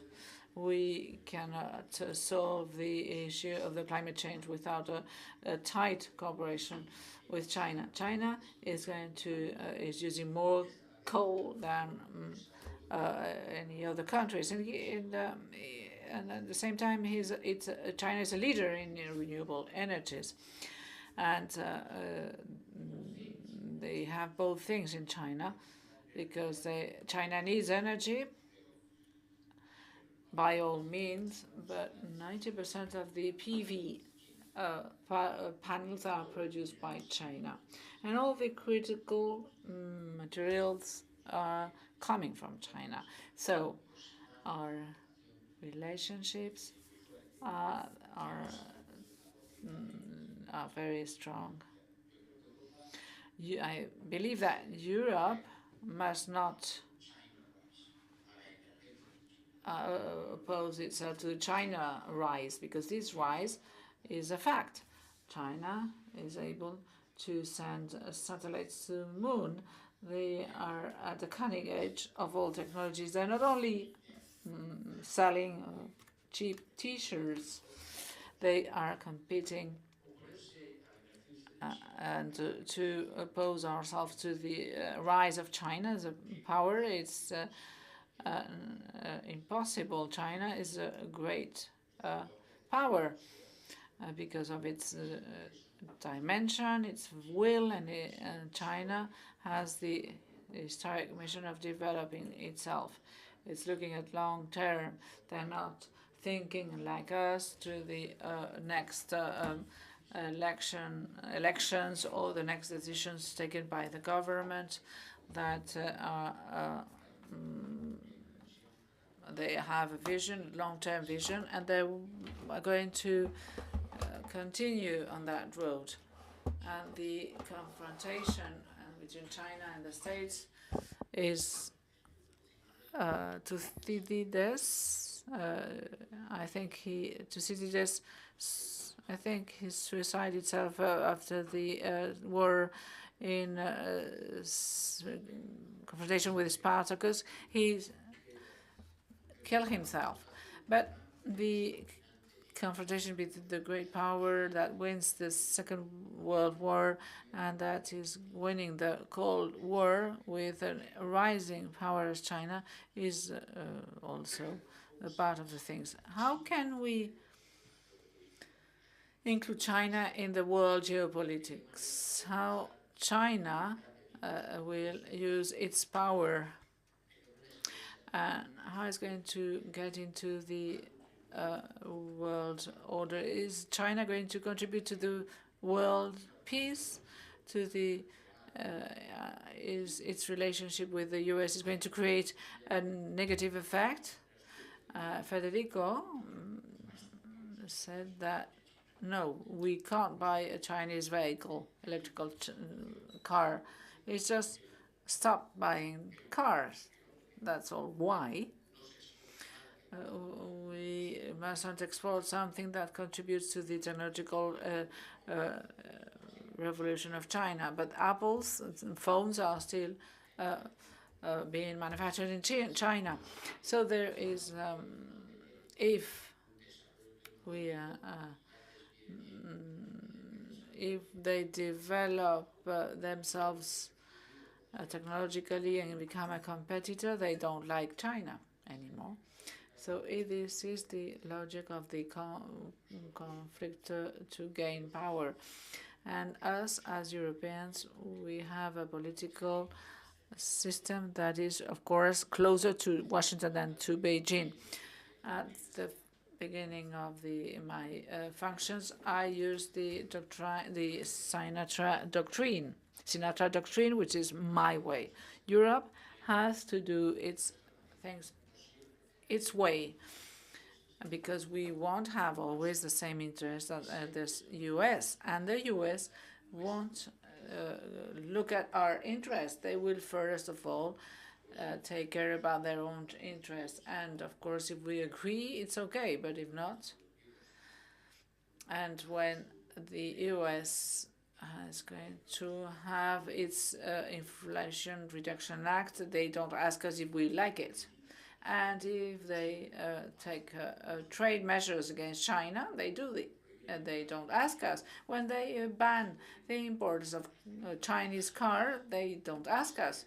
They're not going to ask us where those Chinese cars are going. If they're not going to the States, where are they going to go? I'm sure they will go to the European market, and this is also generating a competitiveness issue with our industry. Is it they're going? It's the me first situation in this political game. We mustn't be.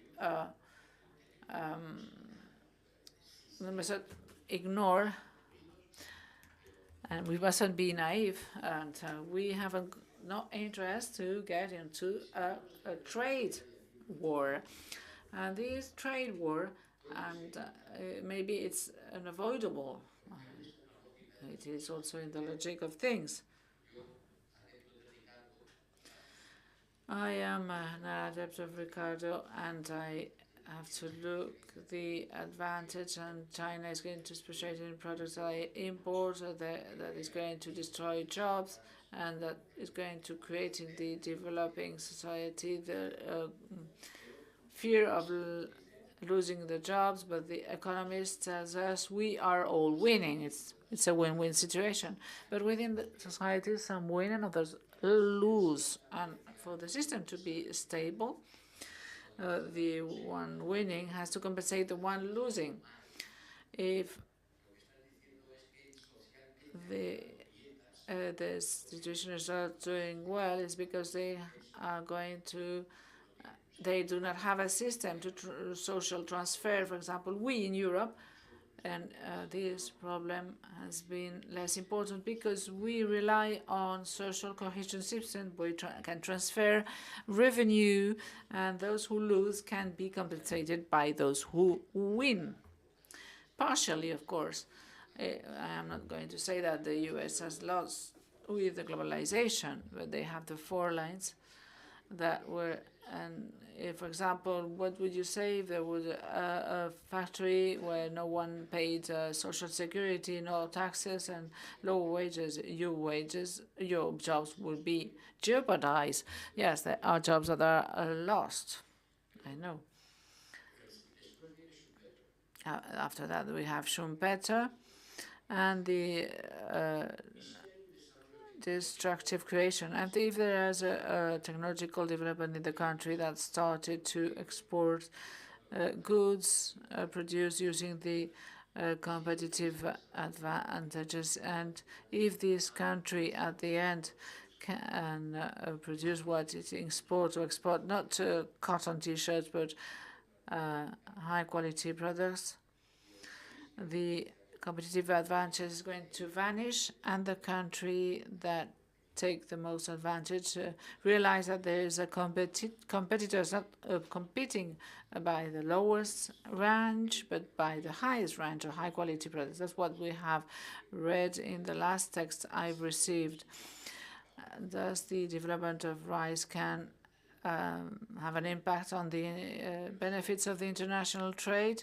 It's possible, but this is what happened between the UK and the colonies.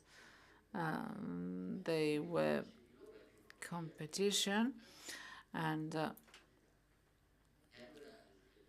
it wasn't only the work of the slaves. They had the same technologies than the Americans. The world is like that. We cannot avoid the fact that the development is, would see things in a different way. How China will be able to be a part of the global world, and that's why it is important to foster exchanges, and China should let Europeans going to China. There's not enough Europeans going to China. China is not it's not being very kind with the movement of Europeans. There's no visa. This is not only the tourists, but those who go there, who study there. If China's leader wants us to better understand them, we should be able to go to China, and they would have to accept our opinion, but we are two different cultures. For us, the human rights are universal. For China, human rights are cultural, and the cultural systems are based upon merits. That has its advantages and also its disadvantages. But the world is going to be dominated by this interaction between China and the US, and tomorrow's world is going to be the fruit of that. Thank you for telling us the story of the knife. I will give you the floor. Thank you.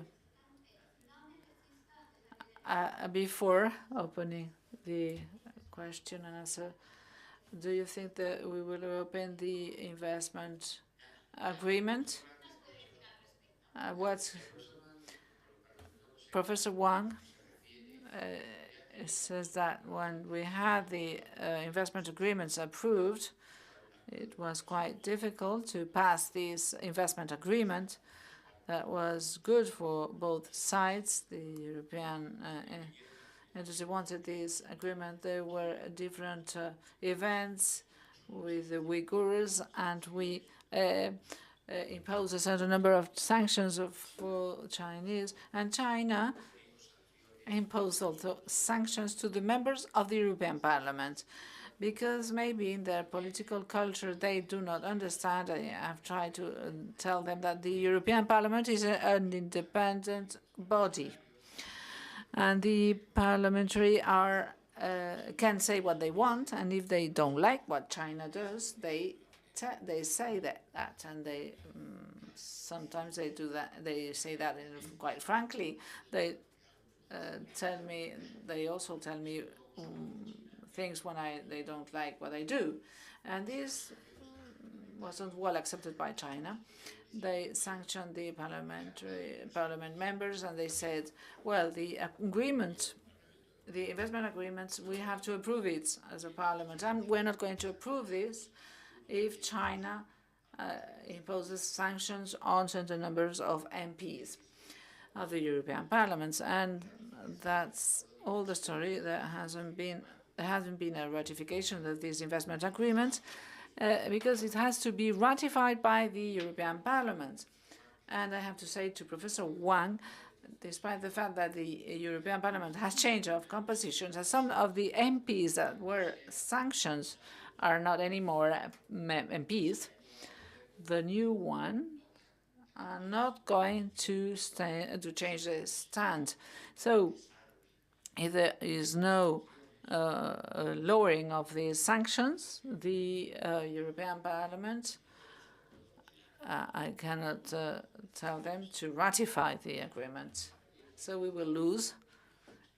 It's sad, but it is a political restrictions that exists, and it's not going to change. Thank you. So we open the floor to the audience for the questions. ¿Quién se anima?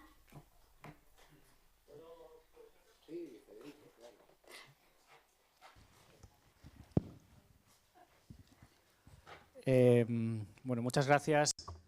Hello and thank you. Could you maybe tell us the sequence of what would be a possible invasion in Taiwan? And what would be the events coming after this? What would be the financial impact? What would be the reaction of Europe? Because at the end of the day, this is what we're all speaking about. This is the elephant in the room, let's say. And you did reflect on this, but so it's like, what would happen if Greece was outside the euro? So this is something that we hope never happens, but I think we can probably use our imagination for more relevant issues.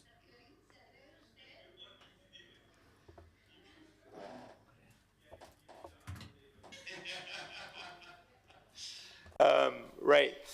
So, yeah, the idea of talking of something like this, which is very unlikely, as Henry said, and I agree. I know the HRVP thinks along those ways. So it's very unlikely, but the only usefulness, when we do game theory, we study off the equilibrium path events because they have impact on expectations. So that's the only useful thing.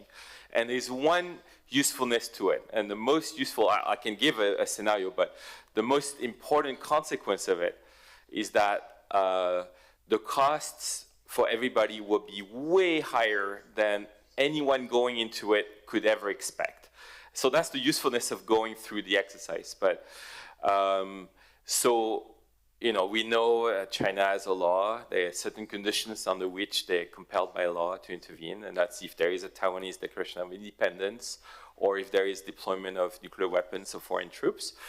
So we can imagine, but it could also happen if there is a complete loss of any hope that it's ever, that the Grand Federation that Henry mentioned is ever possible.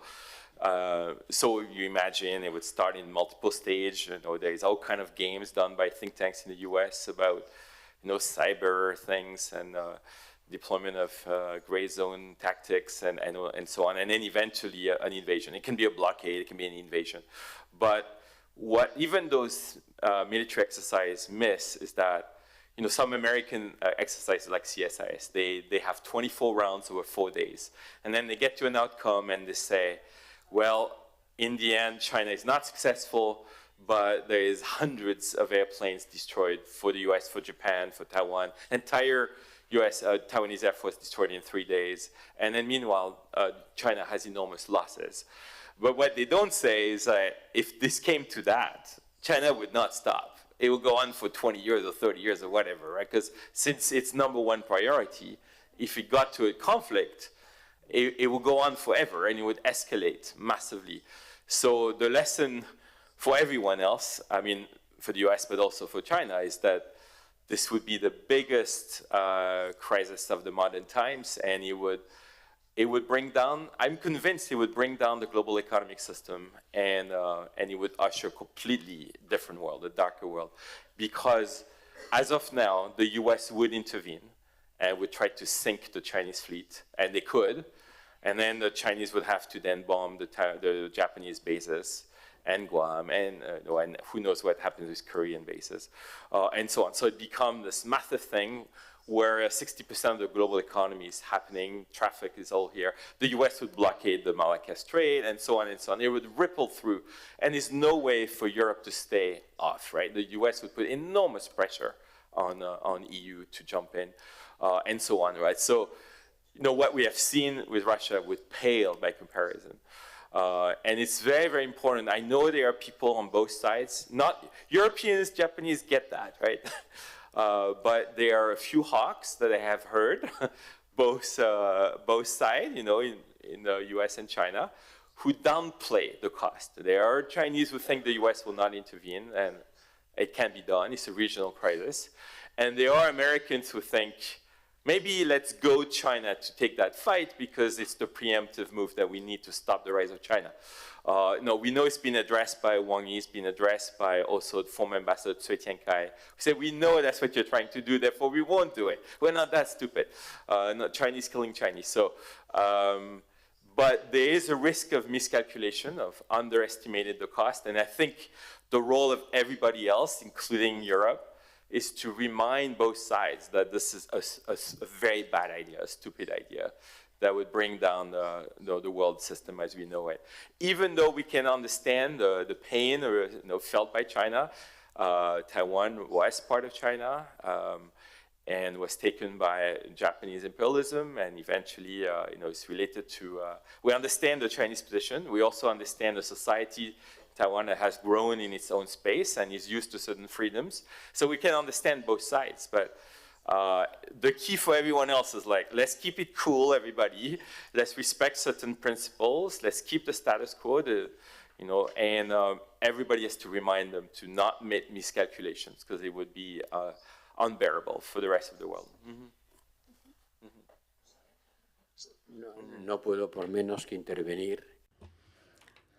I must intervene to remind you of the position of the EU. I always remember whenever it's possible, and when I have a meeting with a foreign affairs minister from China or the defense minister from China, and I've met 3 of them, and with all of them I always say that the position of the EU is what we call the policy of the only or single China. We only acknowledge one China. We don't acknowledge Taiwan as an independent state, but we maintain cultural and economic relations with Taiwan without recognizing their statehood. And we ask all parties to not interfere in this status quo through the use of force, and to avoid any type of provocation or anything that could endanger the status quo, because the consequences for the world of an open conflict in Taiwan are something we cannot even imagine. And I don't believe a situation like this is going to happen, but we always ask for the respect of the situation of the status quo, to the avoidance of provocation, and defending a policy that is based on the one China policy. There's only one China, and we don't recognize the independence of Taiwan, but we do have economic and cultural relations with Taiwan. And it's always important to highlight this. Professor Wang, would you like to say something about this issue, this highly conflictive issue? Yes, thank you. Yeah, thank you also for the comment. And I think that personally, I would think the economic integration, because between mainland and Taiwan will eventually happening, and because now the mainland governors are relaxing for Taiwanese to come, they don't need any visa or anything. They become free to work, to have social schooling and all the social benefit, and that's happening already in Fujian province, of course. And then, you know, before DPP took over, there were 6 million mainlanders flooded the Taiwan on tourism. They're sending the money there, and then the cross-strait, Taiwan enjoys a huge surplus of trade with mainland, and so I think if that we take as economic integration, there will always be integration. So I think we have to tune down the rhetoric, and then we need to really keep calm. And also, I mean, China wouldn't like to have this war with Taiwan, because you know, China is the largest trading nation, and then most of Chinese trade goes through the South China Sea and Taiwan Strait. I mean, why we need to fight on those fronts? It's counterproductive. So I think if it's rational thinking, if there's no hypes on the world, you know, media and accelerate on that, China would probably keep calm, and we like to keep status quo, and eventually, like Deng Xiaoping said, we leave the next generation to stop that. I mean, that will happen someday. Thank you. Sí, si me puedo permitir, tengo un. If you will allow me, I have a question for Henry Wang related to what was said. In the year 2017, the International Court of The Hague did not recognize China the historic right on reef areas in the south, in the China Sea. China didn't acknowledge this decision, and China is part of the Jamaica agreement regarding the rights of the sea, but has never limited its spaces from southern Korea to Malaysia. Don't you believe, and this is a question, and I don't want to be rude, Don't you believe that in this context of China as greater global agent and as a central agent taking the initiative of finding a commitment of limiting sea spaces between from Korea to Malaysia and Vietnam could be a way of geostrategically giving a positive step forward on behalf of China? Thank you. You have the floor, Professor Wang. If I understand the question correct, I think you're probably referring to the South China Sea, which I think China has actually, according to Chinese, evidence and also the historical record that the South China Sea has been part of China, and of course also after the Second World War. I mean, was many of those was occupied by the Japanese. And then it was actually returned to China. So China wasn't, during the early days of China, China wasn't developed at that time, have no actually, ships or capacity to really look after that. And I think by the time they realized that, and historically evidence back for that, they actually starting to explore and actually to work on their own sovereignty issues. So, but then China said again, also China would like to talk to the country in the region to solve the dispute, internally discussion, and then they don't want foreign interference. I mean, I remember early days, the U.S. government said, okay, they don't take sides on the South China Sea issue. I remember Hillary Clinton said that. And now they are not only taking sides, they are having military bases there now.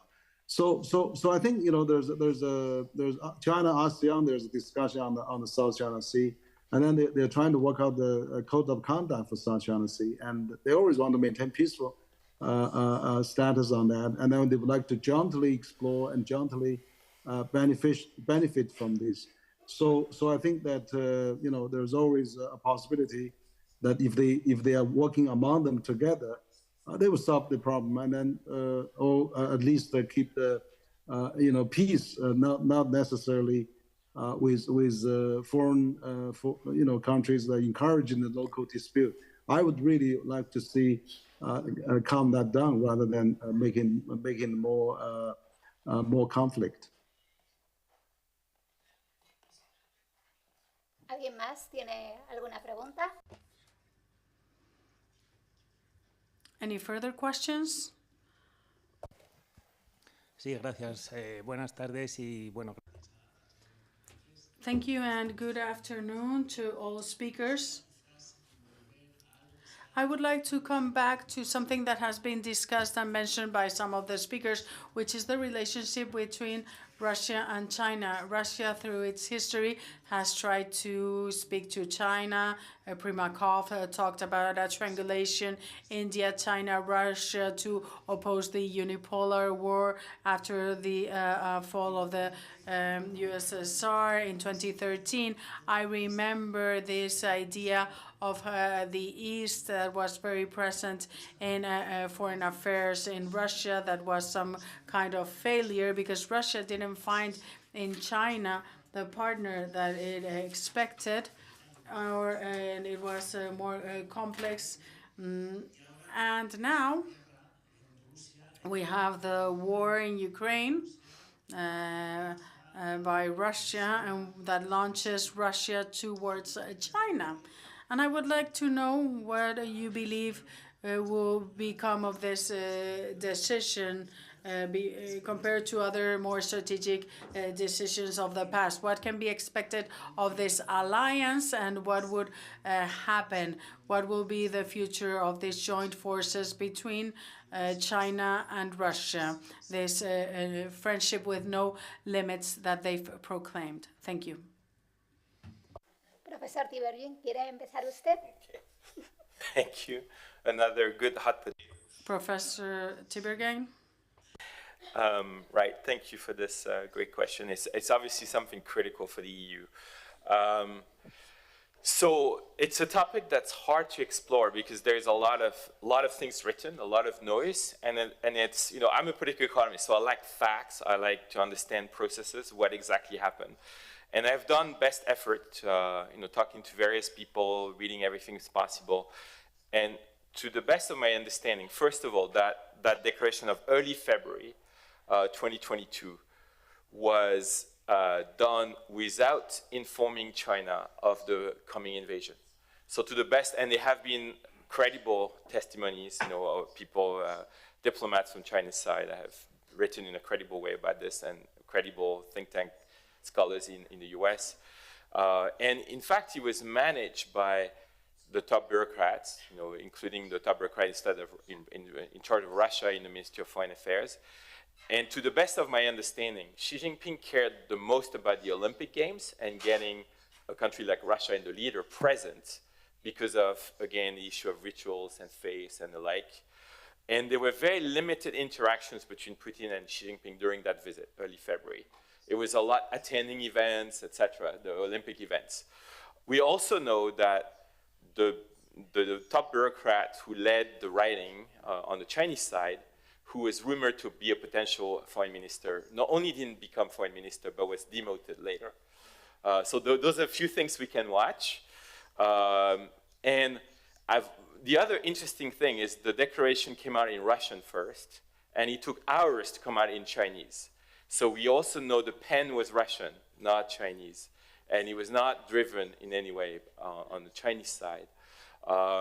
So my understanding, that's the best of my understanding. I could be proved wrong. It was a bit of a quiproquo request from Russia in exchange for Putin showing up at the Olympic Games and giving face to China. It was not in any way a blank check by China for the invasion, as has been often said. So that's the first point. The second point I've heard from very credible people and from, I've been able to have good conversation in China, outside China with Chinese people I trust.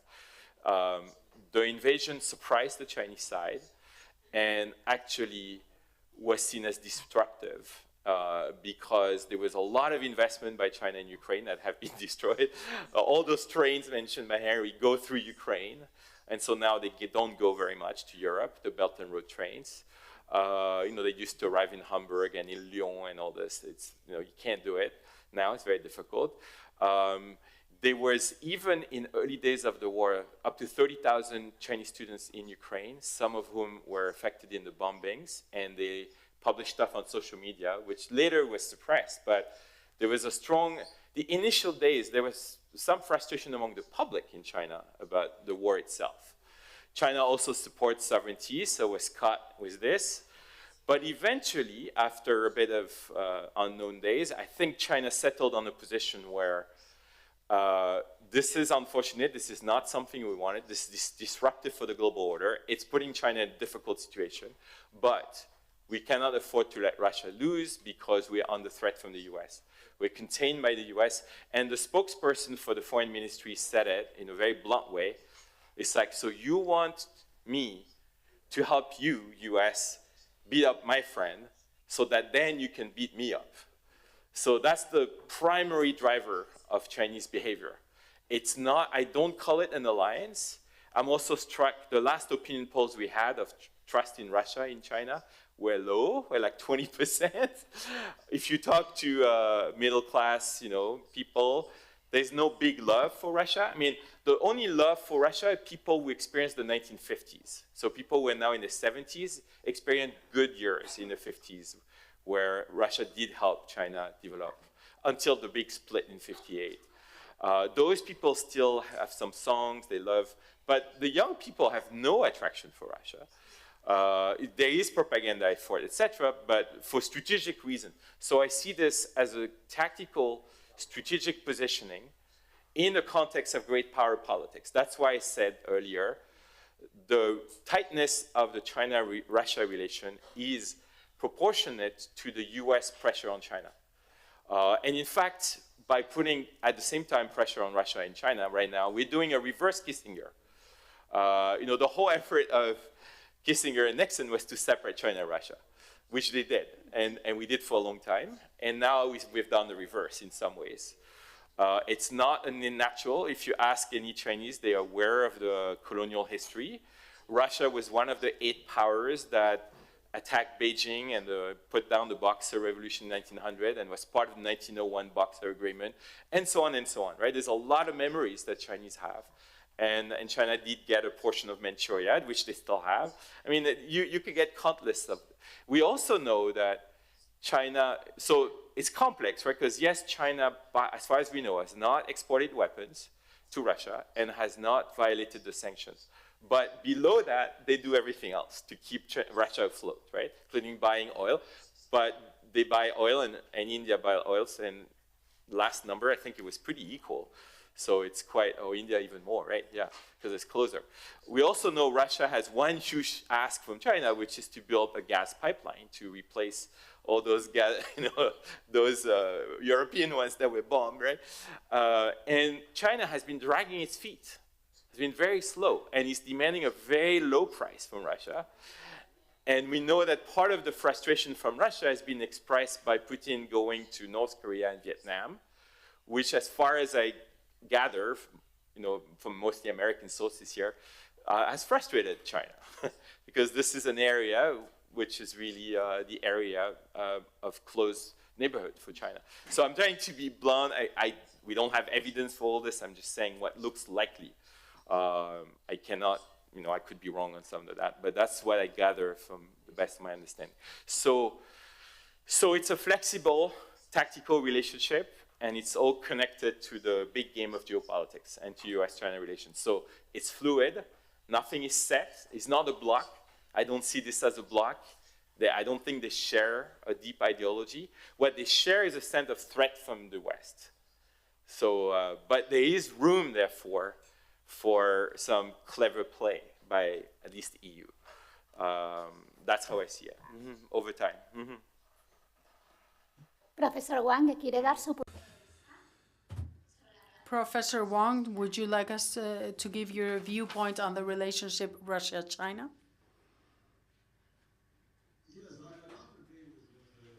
Just mentioned. I think if today China was a bit viewed as some kind of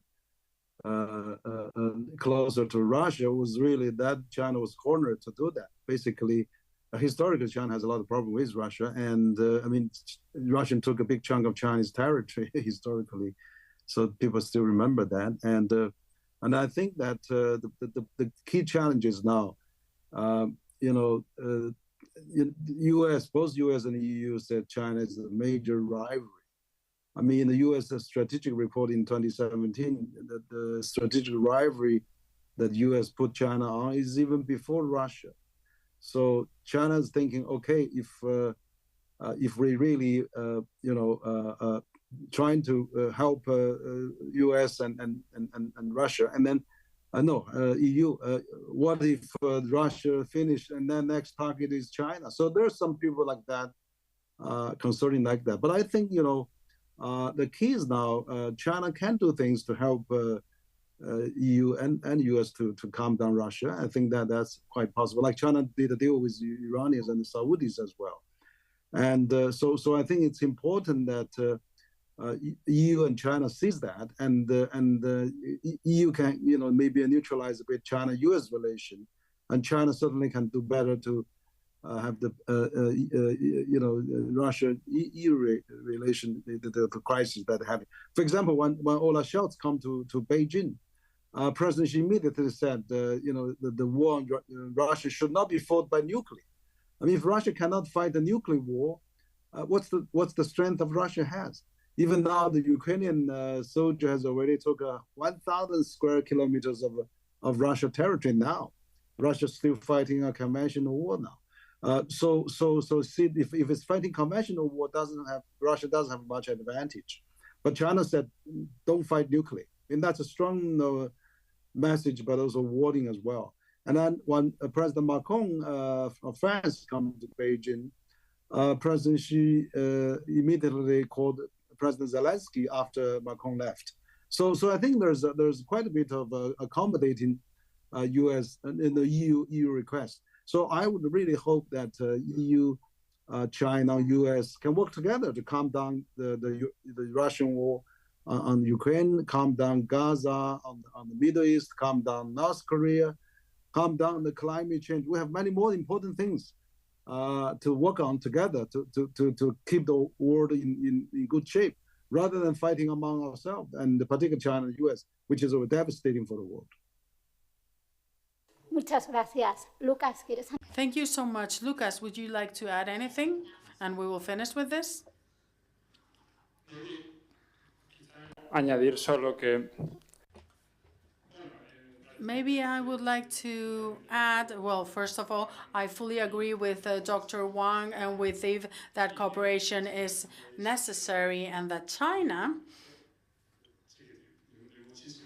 is a multidimensional country, and the 7 and 9, 500 Chinas that live inside this China should deserve study and attention. But we should not forget that China is an authoritarian state, and that there are things that should offend our European sensitivity. We talked before about human rights, and this intellectual and cultural relativism confronted with human rights is something that I don't feel good about and that we should not forget. Maybe should be left on the side to negotiate. And to tell you one more anecdote, I remember traveling to what in its days was part of the Tibetan Empire, and that is not part of the autonomous region of Tibet, Qinghai and Shu, and beautiful places with wonderful people, the Hans and the Tibetans.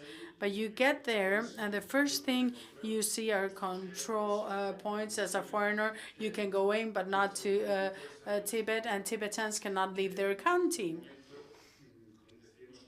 At one point, we decided to get a Tibetan driver that showed us different temples, and he was a wonderful gentleman that decided to invite us to dinner that evening. And as we were decent people, not spies, and there was nothing strange in our wish to talk with him, he decided to show us a telephone that was not connected to the network, and the only thing it had was a part of a documentary in France from the 50s, and that was the only thing you could see in that phone, and that was the information that they didn't have access to in the Chinese intranet. And he didn't even understand what they were saying because it was in French and it wasn't dubbed nor subtitled. And when he learned that it was in French, he asked me to translate to Chinese, which was the only language that we both spoke, and it was an explanation of the Dalai Lama and so on and so forth, talking about some historical facts that they don't have access to, that is part of their identity. When I translated this for him, he started crying, and it moved me. This is something that I will never forget. Someone that is moved by 4 sentences talking about history, something that we can all access through Wikipedia or YouTube, that for him has to be in a specific phone, that it cannot be connected to the network. So when you see this, you realize that yes, in China there's 800 billion people that don't live in extreme poverty anymore, which is wonderful, but we also have this other side of the coin that we should not forget. In any case, also regarding Taiwan, I've been lucky enough to live in Taiwan, and it felt very familiar because at the end of the day, Taiwan is very similar to Spain. The history is very similar: a civil war, fascist dictatorship, and later on a democratic transition that is quite peaceful. And now it's an open society, tolerant, with minorities, with LGBTQ minorities. It's a place where you live well and there's freedom. And as a Spaniard and as a person that appreciates this way of life, Taiwan seemed very pleasant for me. But at the same time, it has this wonderful Chinese culture with the best gastronomy in the world and with wonderful people. So yes, there's multitudes in China, and some are kinder than others, and we should not forget this either.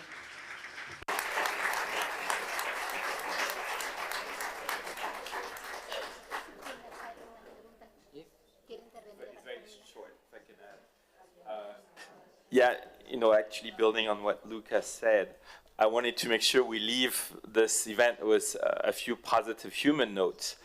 And I will share that I was able to travel most of February, almost the whole month in China, mostly in remote areas, Sichuan and Yunnan, in the mountains, in the countryside. And I can share that there was extremely warm hospitality by everybody. There was a sheer joy at seeing a foreigner. There was almost no foreigner. People would like come to me, talk to me, take pictures with me, etc. Even someone who was a singer, he ends up helping me buy a ticket, buying it for me. He said, no, we need more exchange. We need more foreigners like you, and we're so happy you're here. So I was really almost shocked by the warmth and the friendliness and the sheer joy around Chinese New Year, actually. So there is still a lot of humanity there. The conflicts that we described are at the level of elites, but there is a reservoir of human understanding and sharing of a lot of common issues. Profesor Wang, Henry, ¿quiere usted decir unas palabras? Professor Wang, do you want to share with us some last words? Yes, I think it's really a great discussion. And I have a strong feeling that China is really trying to do its best. For example, China in the last several months has unilaterally issued allowed free visas for countries like Spain, Italy, France. There's about 13, 14, 15 European countries now coming to China visa free for 2 weeks. And many European countries can come on a transit visa, on transit without visa for 6 days. So it's really, China wants to welcome more Europeans, Americans, or other foreigners come to China. I think that, China is really, always has been this tradition of welcome foreigners. Confucius said, foreigners coming from afar, you should be so happy about that. So I think that, the best story, the best defender of China is really to come to see China in action. Things are working, phones are working, trains are punctual, people are friendly, and things are still booming here. So I would really hope all of you can come to China and see with your own eyes. And I think if more and more people exchange like that, we'll have a better understanding. Thank you.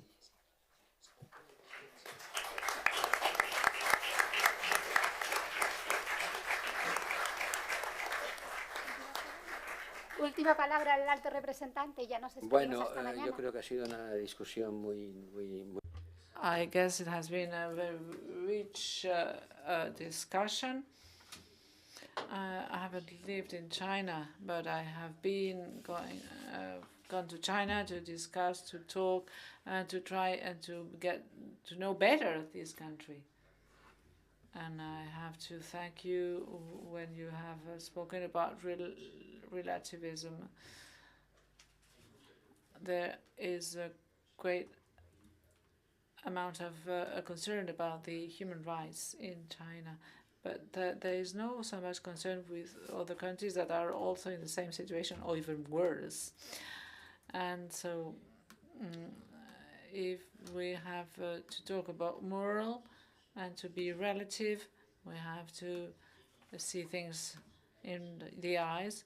And there are criticism because it is this country, but there are other countries that are also infringing human rights. And so and then we also have to bear in mind the history of China. China was attacked, occupied, subdued by the Western world because of the Opium War. And this is in the history of China. They lost the train of the technological revolution because Mr. Watts was English and not Chinese. He was the one who invented the steam engine, and they did not resist the Western leverage or imposition, because we impose them the opium. And this history, they do not want to repeat this history, and they know that they have to be at the forefront of the technological development. They cannot lose the train to the technological revolution. They're not going to lose this opportunity because they have this experience. It was occupation by the Western world, and the Chinese guy told me it was a Chinese guy that told me that in the Shanghai restaurant they say banned the entry to dogs and Chinese. So when when we have to talk about human rights, we have to think about the history, and we have to keep that in mind when we have to defend our values. But of course, we have also to look back at the history of Chinese people. They know what happened, and they do not want to go back to that situation, and that's why they are worried about technology, and that they are worried about their investments. They do not want to lose the technological train. And we have to defend our principles, values, and moral, but being humble at the same time. Thank you. Thank you. A big round of applause for all the speakers. Thank you.